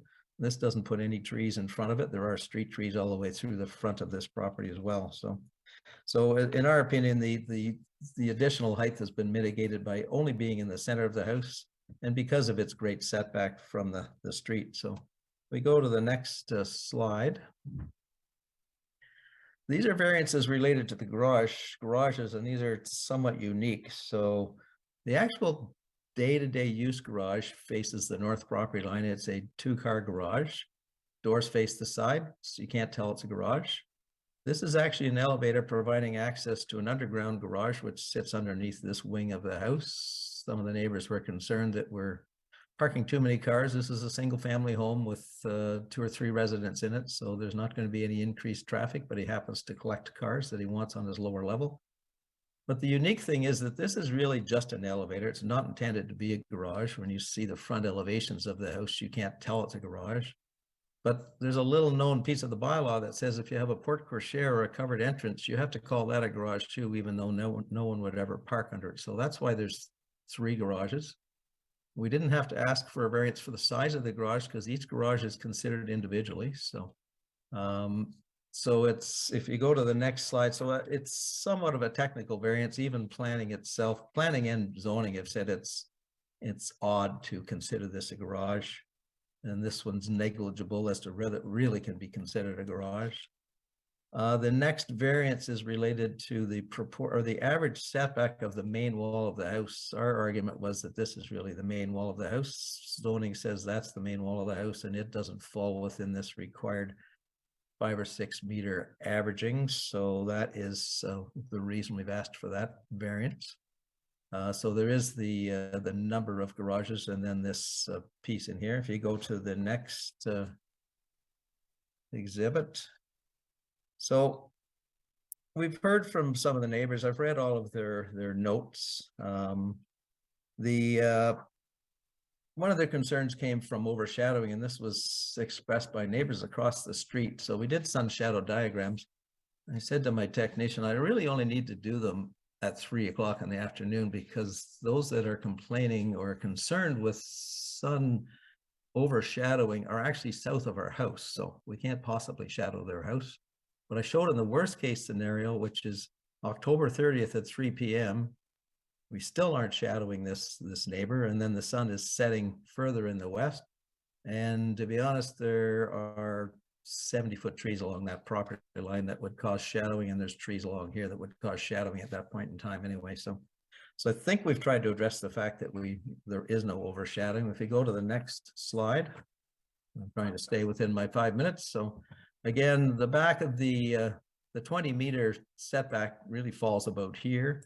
So we've got no 2-story sections beyond there. We're prepared to deal with those windows at the lower level, which again are into closets, because they're not living spaces. Our living spaces all fall into the courtyard itself. So, and if I go to the next slide, which will be my last one, I just wanted to show that's the existing site. This was the site that was the neighbor to the south that was expressing concern with the trees. That was pre-building on that site. It was basically a totally tree-covered lot. And post-construction, it was basically all the trees were taken down, other than the ones along the side. And if we go to the next, so the concern with the trees, and this is an important one because there's an arborist report that you'll have presented to you tonight. It recommends a number of things. It doesn't say that these trees will be killed. What it says, and these are the trees that are in concern. These are the neighbor's trees right through here. Maybe we can just blow that up slightly if the technician can do that. So our intent is that we are preserving all of the trees on the front side of our property, which are adjacent to the house to the south. But these are all trees that are about a ½ meter into their property, and they express some concerns about trees on this side because there's a tennis court that's going to be taken out there. That green line shows the required 3.5 meters. It's at 3 to 3.6 meters in their study. Our house is outside of that, even with the 0.9 over dig, which is what we would do in this case. We still are not touching those roots, but the arborist, interestingly, has given 4 or 5 recommendations. Those are all recommendations that we recommend to our client anyway, which is air spades, root exploration, don't cut roots without permission of the neighbor. And I can assure the committee, as you already know, and I can assure the residents that it's not really an item that's subject to the Committee of Adjustment, because the city, through its DESP approval process and through the town arborist, will make sure that those trees are preserved. And if they're not, we won't get a building permit on this site. So I say street trees along here, it doesn't show the canopies of them, but there are some street trees too here. We've purposely kept away from all of those. We plan on keeping all of these trees. And the point in raising this is that there is very dense line of trees through here. There's really very little visibility of this house back here. We're prepared to plant additional planting through here. They had expressed concern that 4.2 meters or 5 meters wasn't enough to do that. That's easily able to accomplish that. And I understand planning recommended an alternative or another condition today, saying, would we be prepared to have the approval of a landscape plan to show how planting could be dealt with on that property? And we're satisfied to certainly do that as well. So we think that notwithstanding the concerns of some of the neighbors, there are neighbors, and I'll speak to those when they speak later, that are across the street in terms of some of their conditions which related to grading and drainage. And those are all things that are controlled as part of the DESP approval process in the town, and they're well controlled. We can't drop any water from this property onto anyone else's property anymore. That's simply prohibited. So we can deal with that very easily. We believe it meets all the tests under the Planning Act. Furthermore, we believe it meets all of the tests under the urban design infill guidelines for houses within stable residential neighborhoods. Planning certainly supports that. We've worked hard with planning. We thank them for their support of the application and for the support of the neighbor to the north. But I know the neighbors want to speak to this, but I will end my presentation there, answer any questions from the committee, and then if I have a chance to speak to the neighbors' concerns at the end, then I will do so in a very brief statement. So thank you, Mr. Chairman. Thank you, Mr. Hicks. I'll just take the opportunity, since I didn't get a chance to say it before, if there are people who would like to call in on this matter. The phone number is 905-815-6095. And with that said, I'll look to the committee and Mr. Flemington, whether you have any questions or comments at this point in time before we open up to members of the public that may wish to speak to the matter.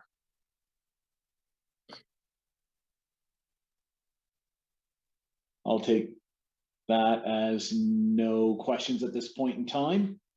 I will note that we have had a number of letters, 6 letters received in opposition, in addition to 1 letter of support and a number of requests to attend.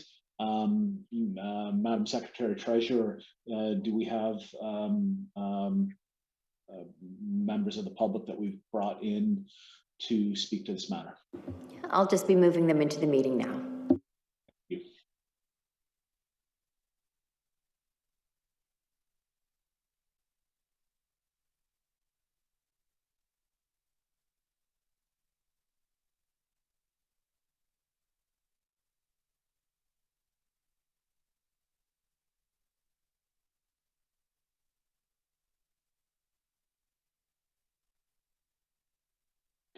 We have a number of folks coming in at this point in time, and I'll just start taking viewers from residents from my left, and that would start with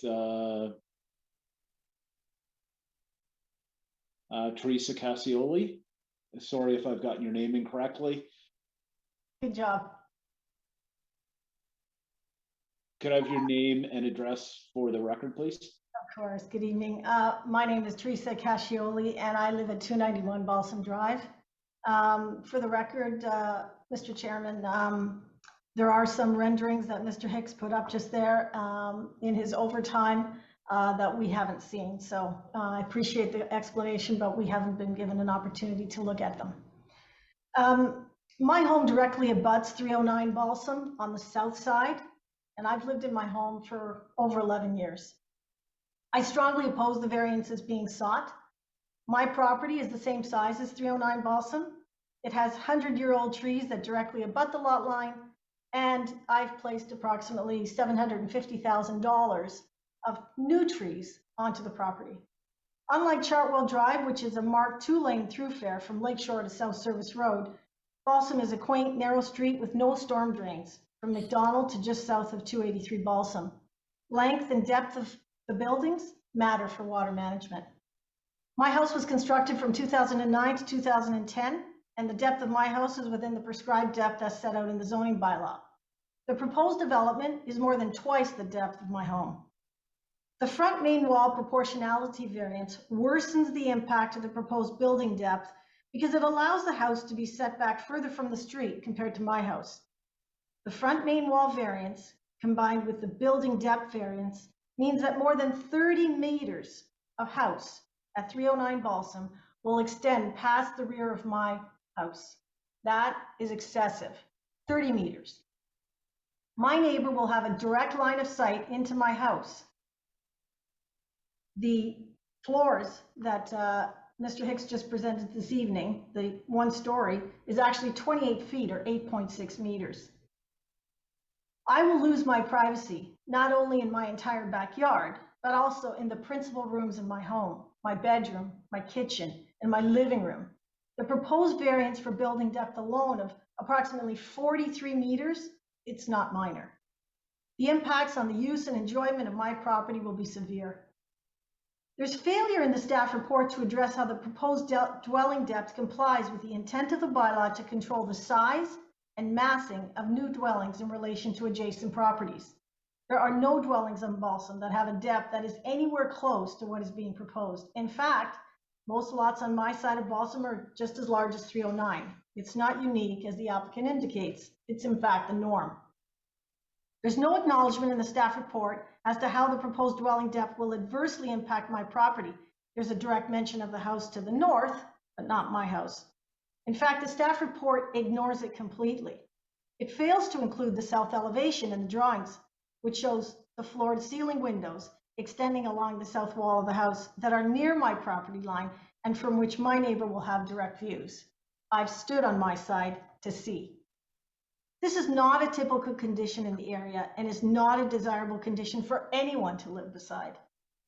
The staff report evaluates the proposed variances relative to an earlier 2021 minor variance application, without regard for the fact that the proposed house is different, without regard to the fact that the relationship to the existing neighboring homes is different, that the 2022 application was prepared by a different applicant and architect for a different landowner, and the 2022 application is new and not a modification of the previous application. Staff did not support all of the 2021 variances, even though the 2021 proposal had far less building depth and far more front main wall proportionality compliance compared to this new one in 2022. Staff have not assessed the impact of the variances on the neighborhood character, which will be negatively impacted. There's no acknowledgement in the staff report in respect of the old and healthy trees along the property line, all of which are at risk of injury during the construction of this enormous and deep house, which can and is proposed to accommodate a 14-car underground garage, which means this basement will be deeper than residential standards. The trees are root deep, trunk heavy, and canopy rich, and are not able to provide screening between the lots. There's no acknowledgement in the staff report of the concerns around groundwater management.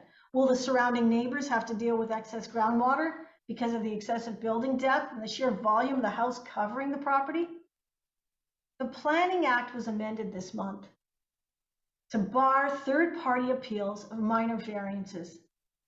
If the application is refused by this committee and the applicant chooses to appeal it to the Ontario land tribunal, I'll have the opportunity to seek party status. The proposed variances do not meet the 4 tests set out by the Planning Act for a minor variance. I was chuckling as I was listening to the minor variance request in the earlier meetings. Imagine those applicants listening to this. There's a survey of the proposed building relative to my property in your package, along with the side elevation view. The survey highlights in red the area that is being requested beyond the permitted bylaw. I ask you to please look at this when you consider your decision. Closets, shading. I respectfully ask that this committee refuse the application, and I welcome you to visit my property to see for yourself. Thank you.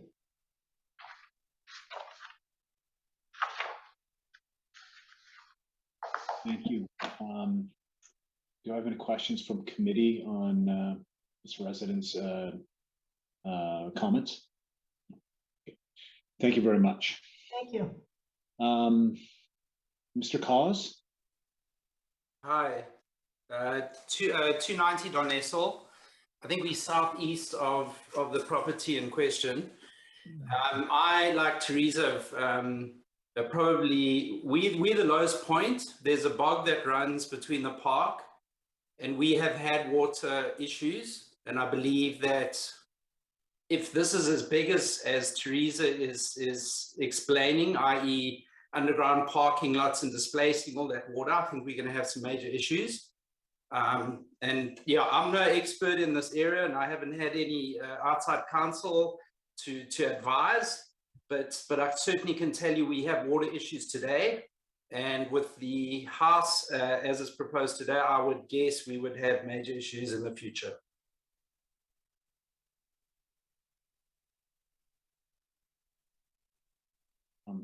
Thank you. Any questions from committee on this? Okay, and thank you very much for your comments, Mr. Koss. Next on my list is Arun Kochar. Spot on. Thank you, committee, for the time. I can keep it your very name and brief. address for the record, please. Sorry. Of course, yeah. 275 Balsam. And thank you for the time. I will keep this very brief.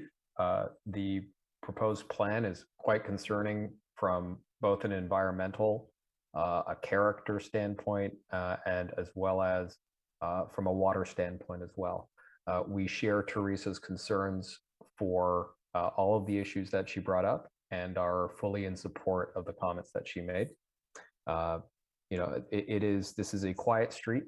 It's a very quaint neighborhood, and ultimately, I think this kind of property would be out of character with the entire street, and what's being proposed right now is simply not a great fit. Thank you. Thank you. Committee? No. Okay. Thank you very much for your submission. Ms. Chisholm? Good evening. It's Susan and Michael Chisholm. We're at 308 Balsam Drive. We've been here since 2015. We're directly across the street from 309 Balsam. We strongly request the committee not support the proposal on Balsam Drive in its current planned state. We encourage the committee to review the requested variances as if they were living on Balsam Drive. In fact, we encourage you all to visit our street and see our amazing neighborhood, one that we really want to see maintained. We moved to Balsam Drive purely for its character, its charm, and its community. Our fear is by allowing plans for 309 to move forward, other properties on our street ripe for redevelopment will follow suit, and these characteristics will be lost. That said, we do have specific concerns with requests for minor variances in the specific application, which we feel are not minor for our street and far exceed what's allowed under the zoning bylaw and the official plan. Specifically, we're talking the proposed height for this home we feel will have a direct impact on our property. The increase is far above anything else currently on Balsam. Anything approaching a 3-story structure, which this in fact will do, there's nothing here and it will be surely out of place. We're also concerned with how the height will affect our privacy, as we certainly don't want a home towering over our own home. We're also concerned about the size of the structure. We hope that the committee sees the value in keeping a restraint on development to match what is appropriate for our specific street. As we've heard, we know there's been comparisons to Chartwell Drive. These comparisons should be viewed through the lens that Chartwell is in fact a major thoroughfare, and Balsam is anything if like far from that. In addition, with the increased footprint of the house, we too are very concerned about wastewater management. You know, water table disruption of this magnitude most definitely will cause some concerns. We enjoy Post Park, which is the park directly behind 309 and our dog, and the bog is what it is, and we'd hate to see that become a swamp. In respect to that, we're also very concerned about our own sump pump working overtime. Water is water, and it will find a way. And with this much disruption, we want the committee to seriously consider that. Finally, we too want to address the mature trees on our street. We know the committee appreciates the fact that these are threatened by the proposed plans. We're resigned to the fact that the 100-year-old trees in the center of 309 Balsam will be lost. But we also want to know that the southern perimeter is a true marker on our street. Those trees provide a lot of character to the street. The side setbacks don't appear to be keeping with the optimal health. We can appreciate the style of the home, but fear the excessive variances requested in height and depth, the fit with the street, and the potential detrimental effect of groundwater management and tree canopy will negatively affect our privacy and the character of Balsam. The requests are not minor and should not be approved. We thank the committee for the time this evening. Thank you, Ms. Chisholm. Any questions on the comments thus far? No questions. Okay, and I'll move on to the next speaker, and that would be Samantha Chung. Hi there. Good evening, committee. Could you please turn on your camera for us? Oh, sure. Yeah, sorry. And then just give us your There we address go. for the record. Hi, it's Samantha Chung. My husband and I live at 316 Balsam Drive, and we have been, sorry, and my camera keeps going off. There we go.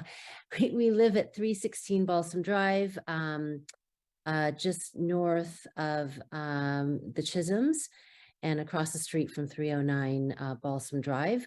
We've been on the street for 20 years and certainly appreciate the character. I will keep it very brief. I did submit a letter already in terms of my opposition, but I too am concerned about the character of the neighborhood. I believe that this house might be the deepest and the highest house on the street. And for us to consider, I respectfully ask the committee to consider continuing to stretch the variances that are allowed on the streets, which do impact the character. So that would be my main concern. I fully support Teresa's concerns and Sue Chisholm's concerns. There's not much to add there. And furthermore, I would emphasize that Balsam Drive is a narrow street. We have endured much construction on this street, damage to our front area.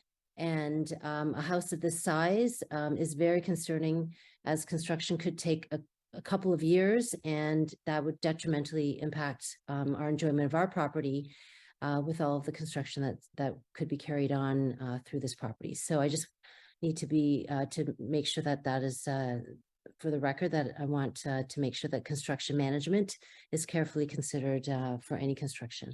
Thank you. Thank you, Ms. Chung. I do have two more residents I'm trying to move into the meeting. I just don't know whether there's a limit because it's not letting me, so just bear with me a moment.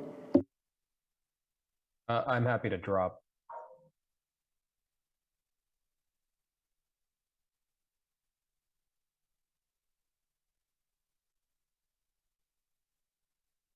No, you should be fine.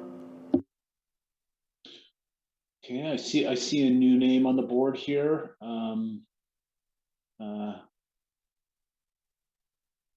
Mr. Cornelissen? Sorry. Oh, good enough, Cornelissen. Thank you. Cornelissen. Your name. We have your name now. Could I have your address for the record, please? And then your comments. My wife and I live at 300 Balsam Drive. We live opposite 309 and slightly to the south. you need anything else? Just your comments at this point, sir. So from our perspective, we understand that a new home should be built here probably for the new residents of 309 Balsam. But we feel that the proposed plan, to summarize, is consistent with what others have said. It's too high and it's too deep, and that creates a very, changes the look and feel of the neighborhood. The look and the feel of the neighborhood is not just houses on the deep lots on the one side, it's also the houses on the other side as well. The look and the feel of the neighborhood is, especially on the north end of Balsam, is about mature trees, as some of my other neighbors have talked about. And so in summary, I think, we feel that those are our main concerns. It's not going to look the same. It's going to be a very large house that's inconsistent with the look and the feel of the neighborhood. And it's going to impact the trees negatively. I heard Mr. Hicks's point about the tree protection, but I think I've knocked around long enough to know that mature trees do not survive those types of builds. Full stop. And we're really rolling the dice there, and it's going to permanently change. I think we've seen it on other streets in Oakville. I'd also like just to say that listening to the previous submissions, there were usually circumstances that drove the request for the variances. The variances were minor. They were in the, generally, a percent here, a meter there. The variances being asked here, I'd just like to summarize, is 3 times the amount of garages that are permitted. 7 times, over 7 times the garage projection. 20% higher, a full 2 meters. And I should add that the front face of the house, over 2/3 of the front face of the house will be in excess of the permitted height. And so that does, with Mr. Hicks's point about the wings notwithstanding, that is the vast majority of the house at the front, which is going to tower over into the neighborhood. And then lastly, twice the depth. So these are significant variances. I'm not an architect.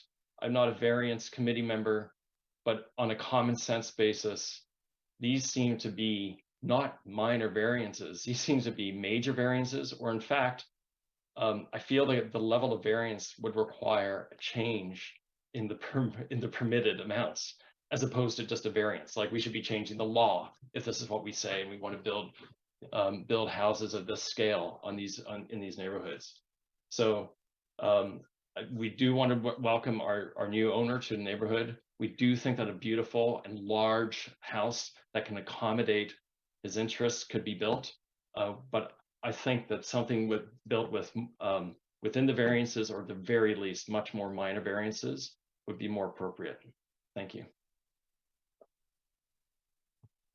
Thank you, sir.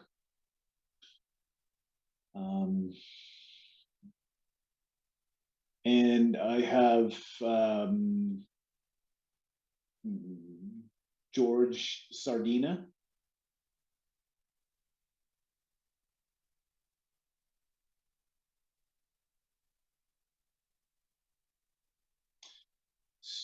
Sir, if you could turn your camera on and unmute yourself, if you have comments that you wish to present to the committee.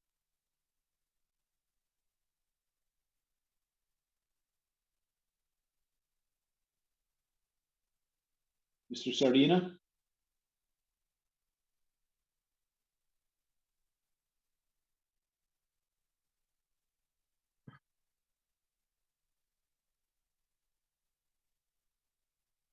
Unmute.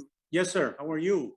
Good. Do you have the benefit of a camera that you could share your presence with us? Oh, absolutely. I'm not the best technical guy at this, but hold on a minute. If you're using a computer, you should be able to see that. There you go. There you go. Excellent. Yes, sir. Could I have your name and address for the record, please? An address, right, sir. 326 Balsam Drive, here in Oakville. And we're just a bit north of the property that's in question here. And both my wife and I, Carmen, we shared Teresa's concern as well as Samantha Shung's concern and the gentleman who spoke before us, sir. That's all that I wanted to, be kept on the record. You know, we're worried, and we've been living here in Oakville for about 26 years or whatever, and here in Balsam Drive for about 12 years, and 2017. you know, and it's been great, and we would like to keep it that way, if at all possible, you know. And that is all, sir. Thank you very much for your time this evening then. No, we thank you for your time. Thank you so much, and have a great evening to all of you. Thank you. Good. Thank you. Thank you. I see Stephen Testa.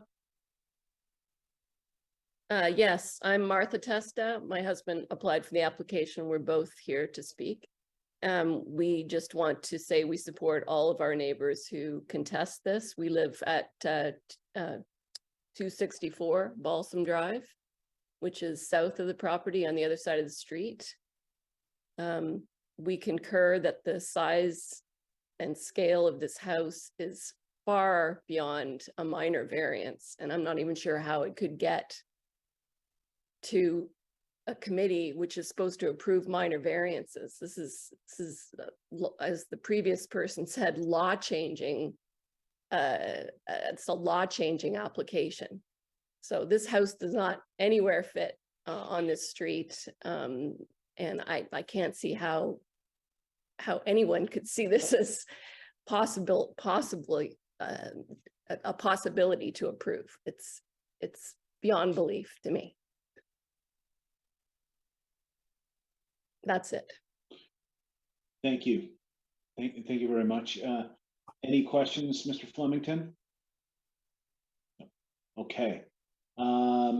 Ms. McCrae, do we have any other residents waiting to speak? I think I've covered everybody on the board. Yeah, there is no one else with their hand raised at this time. Okay. Well, we've heard a variety of issues, and I'm gonna turn it back to Mr. Hicks for an opportunity for him to respond to the multitude of questions. I think we've seen themes around the character and relationship of the building to others in the area, concerns about the scale of, in particular, the height and depth dwellings, as well as the front face relationship. And then we've also heard some concerns around water and storm water, which I think Mr. Hicks proactively spoke to in terms of the DESP process, as well as some of the efforts for tree preservation. But I will leave that in Mr. Hicks' hands to respond to on response here. Mr. Hicks? Thank you. Can we put back up maybe page 18, Exhibit M? That's sort of, I think I can deal with a lot of the questions there. So thank you, members of the committee, and thank you to the public. I was aware of 4 or 5 letters, but I wasn't aware of some of the other concerns. It's the first I've heard from them. But there was definitely themes of discussion. So the water one, as I will reiterate, is controlled by the town. We can think that there may be a water problem or there may not be a water problem, but we have to control all water, including ground table water, on our property at this point in time. And they are quite adamant about that. It's a very difficult process to go through at the town, and they are very particular about it. So I'm going to put the water piece aside. The tree preservation one is one, again, that people have expressed the concern with the trees. And someone had said, well, we all know what will happen to the trees. Well, I have an arborist that wrote a report for the neighbor to the south that said the trees can be preserved if you do these things. And they had a list of 5 or 6 things. Those are all things that we do as a matter of course. Our client wants to preserve those trees. He's interested in those trees. He's as interested in privacy as Mrs. Cascioli is. And he definitely plans to plant additional trees along that property. And I know someone had said, well, no trees can be planted there because they won't survive. And I will I will take offense to that, or not offense to that, but I will correct that because we've done this on hundreds of houses and trees will survive there. You have to pick the right types of trees. So in terms of the concerns, there's been some concerns with size. I think we're not asking for a size variance, so it will come back to the height. I think we've tried to present the fact that you can mitigate the impact of a house in terms of its height simply by the fact that it's 46 meters from the front lot line. So it does not appear anywhere near to be a 3-story house. In fact, it's designed from the look and feel to be a 1-story or 1.5-story house with dormers in it. There's no full 2-story walls. Planning, I don't believe, wrote their comments based upon a previous application. They looked at this application. We had many different discussions with them. So I think they understand the application very clearly. I think the issue of depth is one that I know Mrs. Cascioli has concerns with. I still believe that we don't have any overview issue. We definitely do not have any sun shadowing issues with it. Privacy can be dealt with by trees very easily. And I think that they have some sun shadow impact by doing that. But I don't believe that building depth impacts any of the other 6 or 7 speakers, because you can't see building depth unless you're flying over in a helicopter. So I will accept the fact that if anyone's going to comment on it, it's probably going to be the neighbors to either side. The one to the north has no concerns with the building depth. Mrs. Cascioli definitely has some concerns with it. I believe that we have mitigated those impacts through the slightly increased setback, through reduction of the height of the house on that side, the limitation on the number of windows which don't go into living spaces. Our living spaces face into the center of the property because our clients want that same privacy that's provided to those neighbors. In terms of building depth, where people are saying there aren't any houses that are building depth, I believe the owner to the south has a property that's also to the south of her that had a variance approved, I believe, last year for 29-meter depth. So it seemed to be okay for that lot, but it didn't seem to be okay for this lot. So I know that's recently sold, so I don't know if that same person's doing that same application. But I think for the neighbors that are across the street, the look and feel of the street being a small, quaint street, we're not asking for an increase in size. In fact, we're 3,000 or 4,000 square feet under what we're permitted. You can't see the garages from the road because none of them look like garages, so there's no impact there. The water we've talked about, I believe, again, that I concur with planning, that I believe we meet all of the tests. And I believe that any concerns of Mrs. Cascioli can definitely be dealt with by additional planting and by appropriate tree preservation efforts. And a lot of the neighbors have talked about tree preservation. Yes, we're getting rid of 2 trees in the middle of the property because there's no choice but to do that. They fall within our building envelope. But all the ones around the perimeter of the property are all protected, and that's as important to my client as it is to the neighbors. So I think with that, Mr. Chairman, I know time is limited here and holding up other applications, but I think I've heard carefully what the concerns are. I don't necessarily agree with all of them. I think that we've mitigated through the appropriate design of the house any of those concerns. And while the people across the street are expressing the concerns, I think it's as much in support of Mrs. Cascioli, because one of them had said that we would block their sunrise. And that's not possible to do. So I think through the sun shadow diagrams, we simply don't have any impact on their privacy from across the street. We don't have public spaces or private spaces within the house facing across the street. They're all inwardly located towards our courtyard at the back, which is really the intent of the design of the house.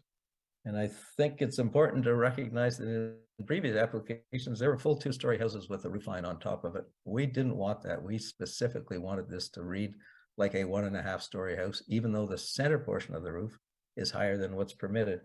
And there's certainly lots of situations elsewhere in the town where both this committee and planning has supported higher heights in the center lines of roofs, as long as they're not adjacent to the lot lines, because they don't have any impact on sun, shadow, privacy, et cetera, et cetera. But with that, I know there's been lots of concerns, but I will leave it open to final questions from the committee. And I mean, the only other thing that I will mention is that when we're looking at this from a as of right point of view, I mean, you're actually allowed to be 23 meters deep if it's a 1-story house instead of 20 meters. But what's interesting is that I can actually build a 15-meter deep accessory structure 2 feet from the property line and not seek any variances. So by doing that, I can actually build a deeper house as long as there's a 1.5 meter separation between those two elements. You can actually build a deeper house than 45 meters on the property. So then it would be 2 feet from the property line. So, but so I think we've tried to mitigate that by pulling it away from the property line. And with that, I will leave it open to the committee. Thank you.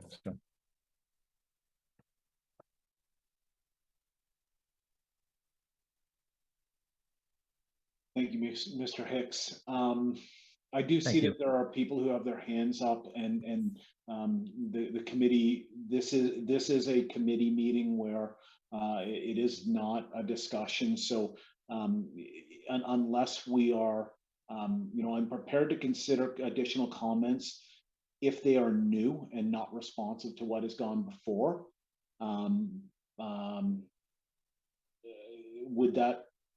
Would your comments categorize as that, Ms. Cascioli? Yes. And not responsive to Mr. Hicks? No, it's actually a question. Okay. If you don't mind, if I can ask Mr. Hicks. Ms. Cascioli here. Yep. Mr. Hicks, can you tell me in feet? Sorry, I'm old school. Through the committee, please. I'm sorry, Mr. Chairman, I apologize. Through you, Mr. Chairman, Mr. Hicks, can you explain to me the exact feet or meters of your 1.5 story? I'm confused. How many feet or meters is that, through you, Mr. Chairman? Are you talking about the height of the building? No, Mr. Chairman, Mr. Hicks continues to refer to the fact that it's only a 1.5 story house. It's only 1.5 stories. Can I just get a scope? Maybe I'm reading the drawings wrong.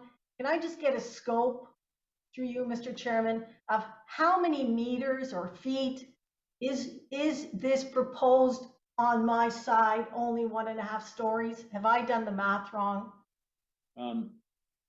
Mr. Hicks, would you be kind enough to take us to the elevation drawings and just go through it very quickly in terms of the difference between the components of the building at the front versus the side component, which steps back?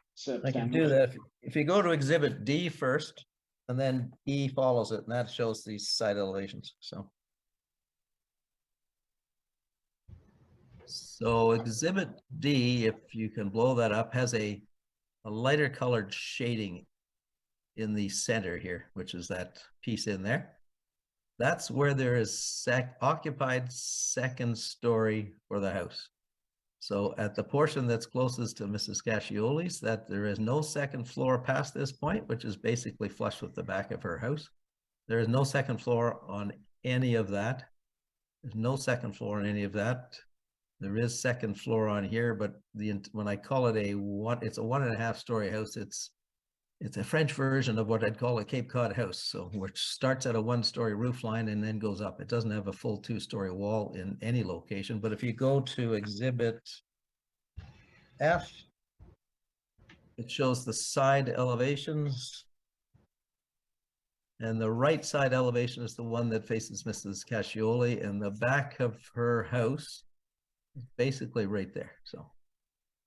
So that's the end of the second story for this side of the house. There's no second story. You can see there's 3 windows there. There's no second story past that point. This is all roof line. We've even talked about whether they're prepared to reduce the height of the roof line, which they are prepared to do back there, but I don't like to make those kind of revisions in this committee meeting. But there is no second floor from here to here. So Mr. Hicks, just to be clear, while you're pointing, you Yes. may be pointing, we can't see a pointer. Oh, I thought you could, sorry. So there's 3 windows on the second story towards the front of the house. If you can see those, and then there's another window below that on the main floor of the house. The right side of that window is the back of Mrs. Cascioli's house. So And that's where the roughly. second story component ends. That's where the second story at her side of the house ends. Yeah. It goes a little further than that in the middle of the house, but that's pushed back another 40 feet from the property And line. that's where we can see those green roof forms. That's right. shaded roof forms behind. The one piece to the left shows the piece that's the 2-story, and then the piece that's shaded a little differently with the detail on the top of the roof. That's back in the middle of the house, which you could see on that exhibit D. So, Mr. Hicks, would you be kind enough just to refresh our memories, the height proposed at the highest point, and then what is the height on that lower portion of the roof form, just to make sure we're answering any potential iteration of the question coming from the neighbor. the low is under the 9 meters. I think it's 8.89 meters. I don't have the exact number here. It's on that drawing, but this is 10.95 meters to the center of the roof, I believe, is how the variance is written. So yeah, 10.95 for this portion of the roof. So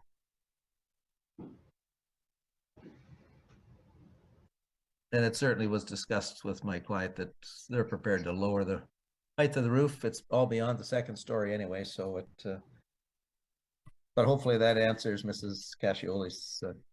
I don't have a rendering done from her side of the house, but there definitely is no 2nd story past those 3 windows that are shown on that right side elevation. So there is no overview into her backyard. So thank you, Mr. Hicks, for doing that. Thank you for me, and thank you for the follow-up, Miss Cascioli. Do we have any questions from the committee at this point in time? No. Okay. And I'm just canvassing the Secretary Treasurer. Are there any additional residents that wish to speak to this at this point in time before I go into committee? Not at this time. Okay.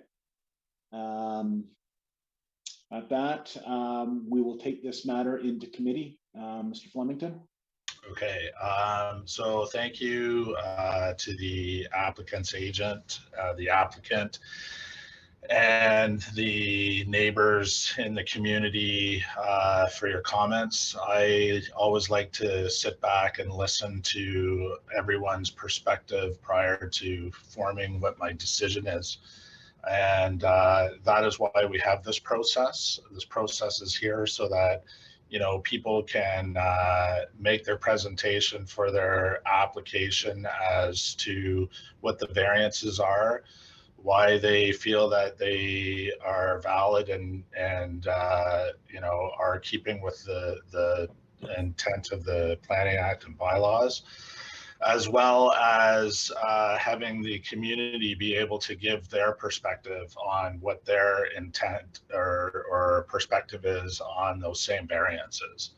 I'd like to thank the agent. I know when I reviewed this, there were a number of things that when first reading through it, I was opposed to. And then I think through the application that was submitted in a written format and as well as the presentation, it became a little more clear. However, in saying that, there were a couple that I'm not in support of. So I just want to go through them. The first variance with regards to the maximum 3 attached private garages. I think that that variance, as how it's illustrated on the plan and with the Port Cotier, being included as one, I understand, in my perspective, that is of a technical basis. So I don't have any opposition with regards to that variance. As well, with regards to the garage projecting, not more than 11.13 meters from the face of the longest portion of the main wall. I understand, based on how that is designed, I'm okay with the variance requested there. With regards to the maximum dwelling depth, I'm not in support of this motion. I think that this motion does have a negative impact with regards to the neighbor. And I think that, we heard that perspective from one of the neighbors.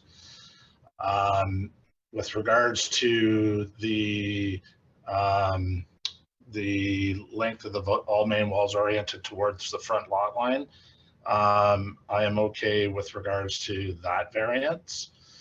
And then with regards to maximum height, I'm not in support of this variance. I think you've done a great job as far as illustrating, how that impact is less based on where the house is set back.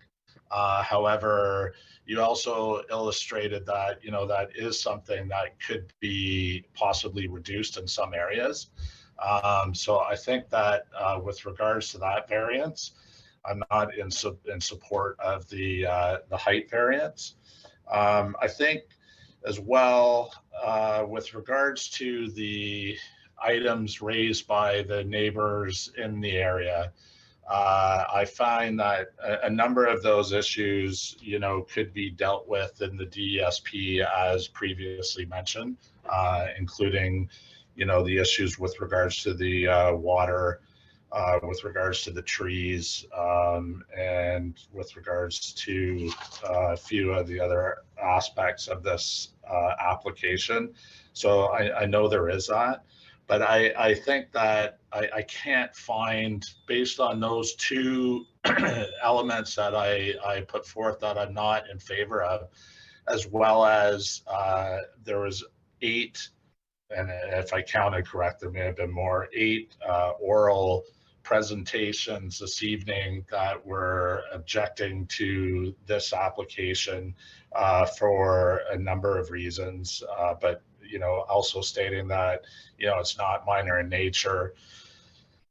I with regards to keeping with development in the neighborhood, I know that neighborhoods do change, but I think when you're hearing that based on the height and the depth, that this is over excessive in that respect, I'm not comfortable supporting motion in favor because I kind of agree with that comment. I can't find it based on the height and the depth that this is minor in nature and keeping with development in the neighborhood.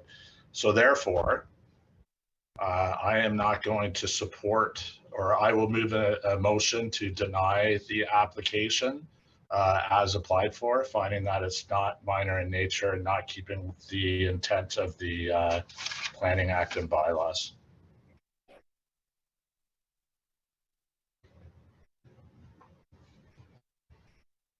Thank you, Mr. Flemington. I'm going to take this right to a vote. All those in support of the motion on the floor.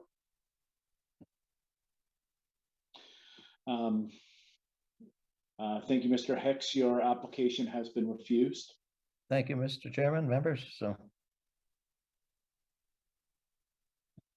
have a good evening. Thank you. Take care.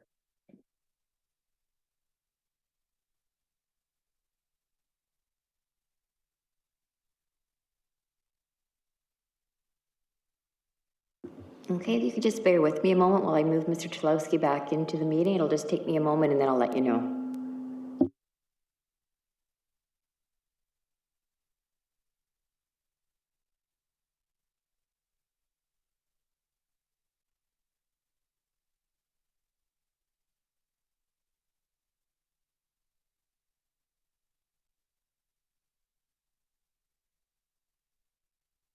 And he's back.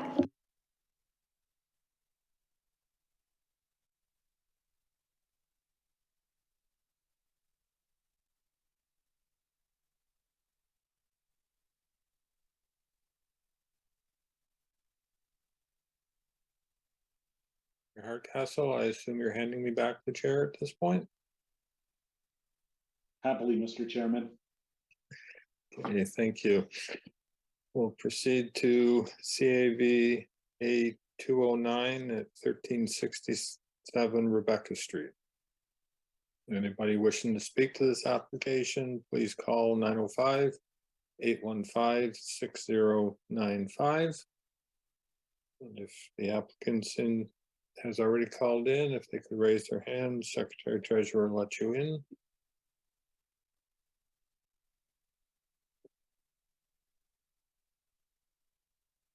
Evening, sir. If we get your name and address for the record, please. Yes, my name is Joe Dome, 133 Torresdale Avenue, agent for the owner. Okay. Thank you. Please proceed with your presentation. Yes, this is a very straightforward application proposing a new rear covered porch that is requesting a lot coverage variance of 28.54% with no other variances requested. The rear wall of the neighboring dwelling at 1361 extends further back than the proposed porch, and the entirety of the porch is set further from the neighboring dwelling than the previously existing external garage. Furthermore, there are a number of examples of similar lot coverages in the immediate area, such as 1373 Stanbury Road, with a lot coverage of 29.96% in 2020, and 242 Savoy Crescent, with a lot coverage of 29.68% in 2020 as well. Planning has no concerns with the application as per the staff report, and they would like to add the condition that the porch be built in general accordance with site plan, floor plans, and elevations, and that should also be sufficient to satisfy the submitted comments from the neighbor across the street at number 1356. And overall, we feel this application is quite reasonable and minor in nature, and I'd be happy to answer any questions you may have. Okay, thank you. Again, for the benefit of anyone that's watching that hasn't had the opportunity to see the drawings, if perhaps we could put the presentation back up and you could just quickly scroll through.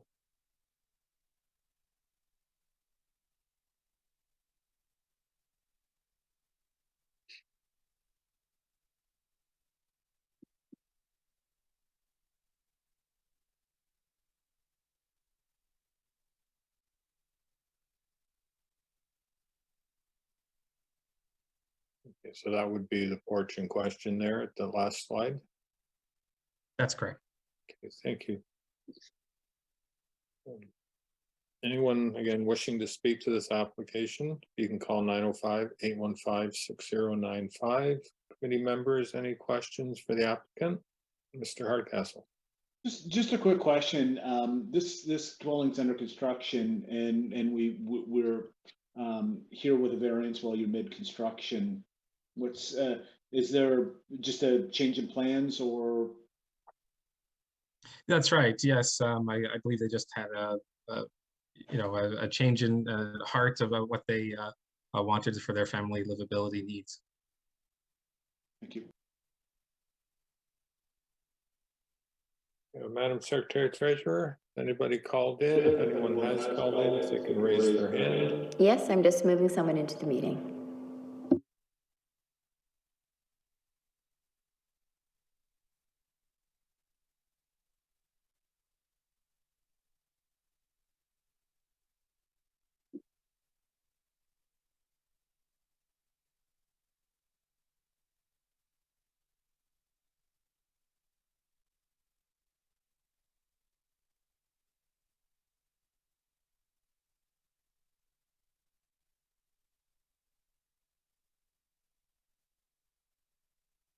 I've moved Jim Snedden into the meeting.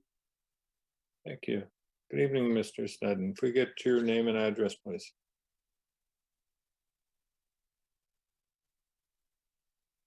You're still muted.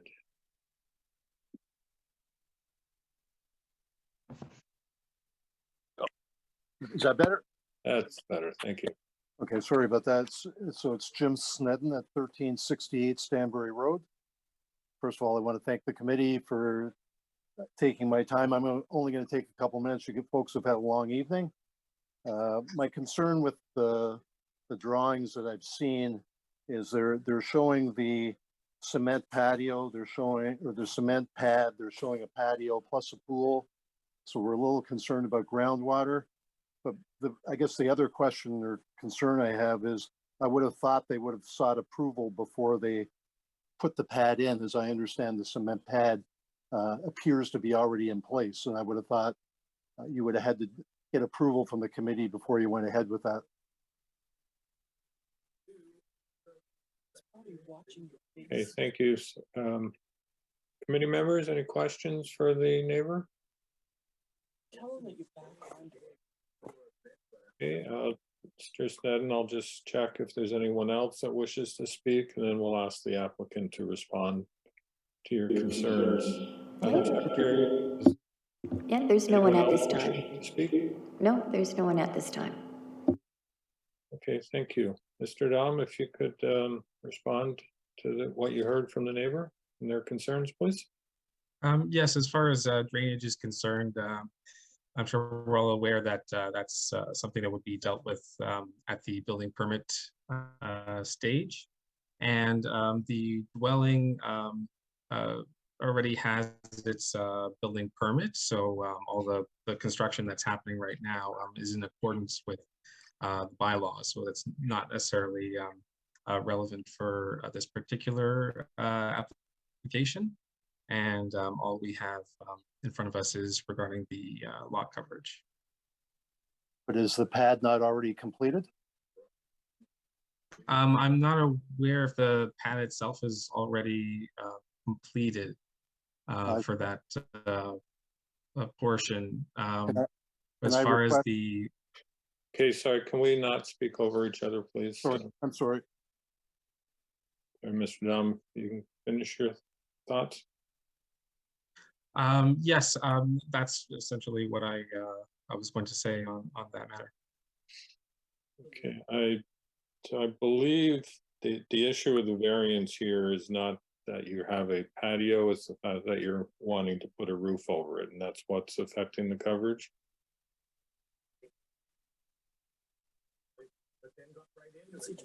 Is that for me? I'm sorry. Sorry, that's a question for Mr. Dom. Oh, yes, that's correct. Okay, so it's not the patio that's causing the variance, it's the request to put the roof over it. That when you put a roof over top of anything on the property, it goes to the coverage calculation. So a patio, it's...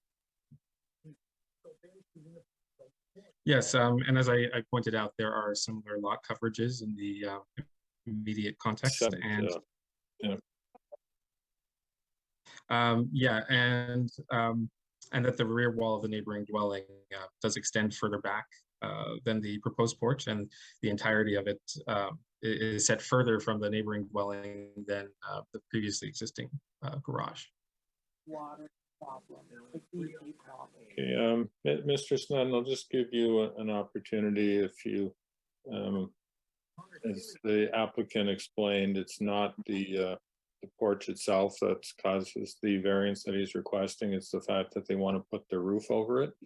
So, okay, in that case, I apologize. I thought it was the ground cover that was the variance request, and then, like I said, I was a bit puzzled the fact that the cement pad is already in for that. If it is indeed the roof that is the variance, then I apologize for taking the time of the committee, and we'll wait for the building sign off, because I am concerned about the groundwater with the patio and the pool, as well as the cement pad, to be all in place in the backyard. And there's no...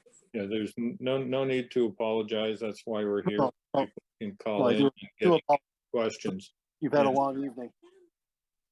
No, that's perfectly fine. You want to make sure everyone gets their questions in and that they get answered the best that we can. Okay, very good. Thank you. Okay, thank you. Okay, if nobody else has called in. No, there's no one at this time. Discussion and look for a motion. Mr. Hardcastle. Thank you, Mr. Chairman. Having reviewed the materials, including the written staff report, the presentation by the applicant, having heard the comments from the neighbor, as well as having reviewed the drawing materials. I've come to the conclusion that the requested variance does conform to the four tests of the Act. The impacts of the additional lot coverage will be minimal in terms of massing and impact upon abutting and adjacent properties. The difference from a functionality perspective will be minimal on the adjacent properties, putting roof structure over versus having a patio space. So I'm not seeing negative impacts associated with this. So my motion will be for approval, finding that it conforms to the four tests of the Act. And I would make that contingent upon two conditions, those being that the rear porch addition be built in general accordance with the submitted site plan, floor plans, and elevation drawings dated October 26, 2022, and that the approval will expire within 2 years of the date of the decision if a building permit has not been issued. Thank you. Thank you, Mr. Hardcastle. Any discussion on that motion to approve? Seeing none, all those in favor of the motion? That is unanimous. Your application has been approved. Thank you very much. Thank you. Have a good night. You too. And move to the final application of the night, trying to get it in before 10 o'clock. CAV 138, deferred from August 16th at 1527 Constance Drive. Anyone wishing to speak to this application, please call 905-815-6095.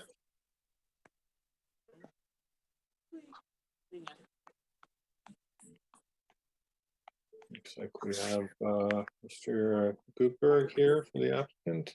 Yes. Get your name and address for the record, please. Good evening, Mr. Chair, committee members. My name is Victor Gitberg. I'm an architect and I'm representing the owners of the property for this application. I reside at 33 Belvedere Crescent in Richmond Hill, Ontario, L4C8W. Thank you. If you could proceed with your presentation. Sure. So the application in front of you is to build a new two-story building, replacing existing bungalow, and we are seeking to for approval for one minor variance, which is a slight increase in gross floor area, residential floor area ratio. Increase from permitted 41% to 44.95%. So the application in front of you had been deferred back in August in order to allow some time to discuss details of the application with city planning staff and to address some. Mr. Chair, did we lose the applicant? No, I could still hear him. Yeah, I'm sorry, I'll try to speak louder. Yeah, so the application had been deferred back in August to allow for some consultation with city planning staff because they had some concern regarding design features of the house and also the nature of the variances. So as a result of this discussion and working back and forth with the city staff, we managed to eliminate one of the variances and for the setback and to reduce the variance for residential floor ratio to staff satisfaction. And also we work on some design features to make sure that the house fits into the neighborhood and the character of the neighborhood. And I just want to mention that the variance for the only variance we have for residential gross floor area basically does not affect physical characteristics of the house, because by any other measures like side yard setbacks, rear yard setback, lot coverage, and building depths, we are way below the minimum bylaw requirements. Like for the side yard setbacks, the bylaw ask for 1.2 meters. We have 1.7 to 1.9 meters, and our coverage is our coverage is 28%, where bylaw permits 35%. So basically, our impact on immediate neighbors are very minimal. And lastly, I want to add that the owner communicated to his neighbors, and he managed to get 4 letters of support, which have been submitted to Committee of Adjustment. And yeah, that basically concludes my short presentation, and I'm happy to answer any questions you have. Okay, thank you. Committee, any questions for the applicant? Mr. Hardcastle? Sorry, Mr. Chairman, Mr. Gutberg, you indicated that there were 4 letters of support. Yes. Were they submitted in?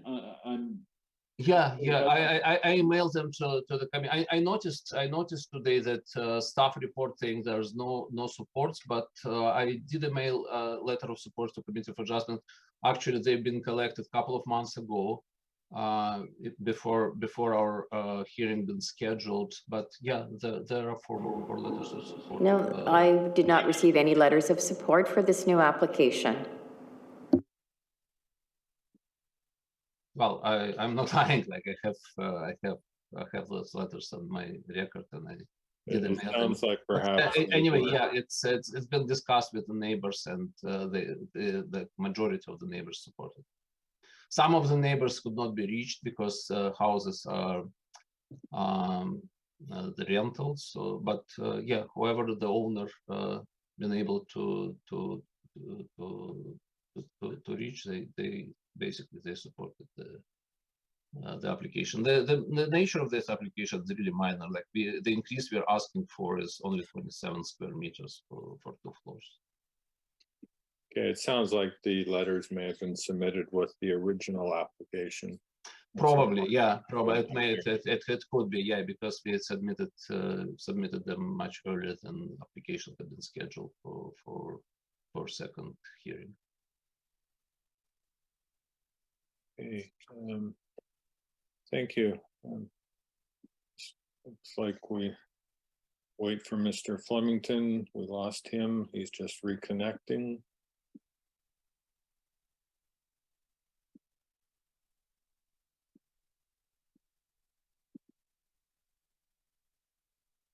Mr. Flemington, are you able to hear now?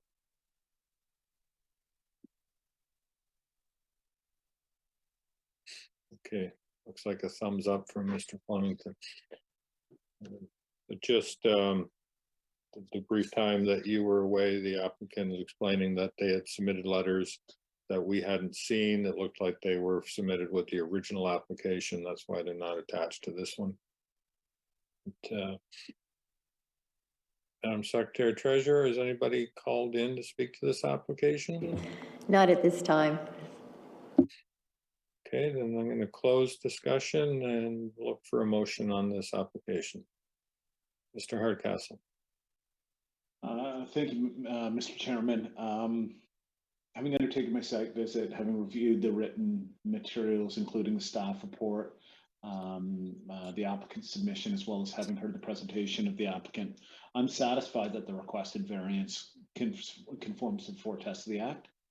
Accordingly, I'll put forward a motion of approval, subject to 2 conditions, those being that the dwelling be built in general accordance with the submitted site plan, floor plans, and elevations dated June 2022, and that the approval expires 2 years from the date of the decision if a building permit has not been issued.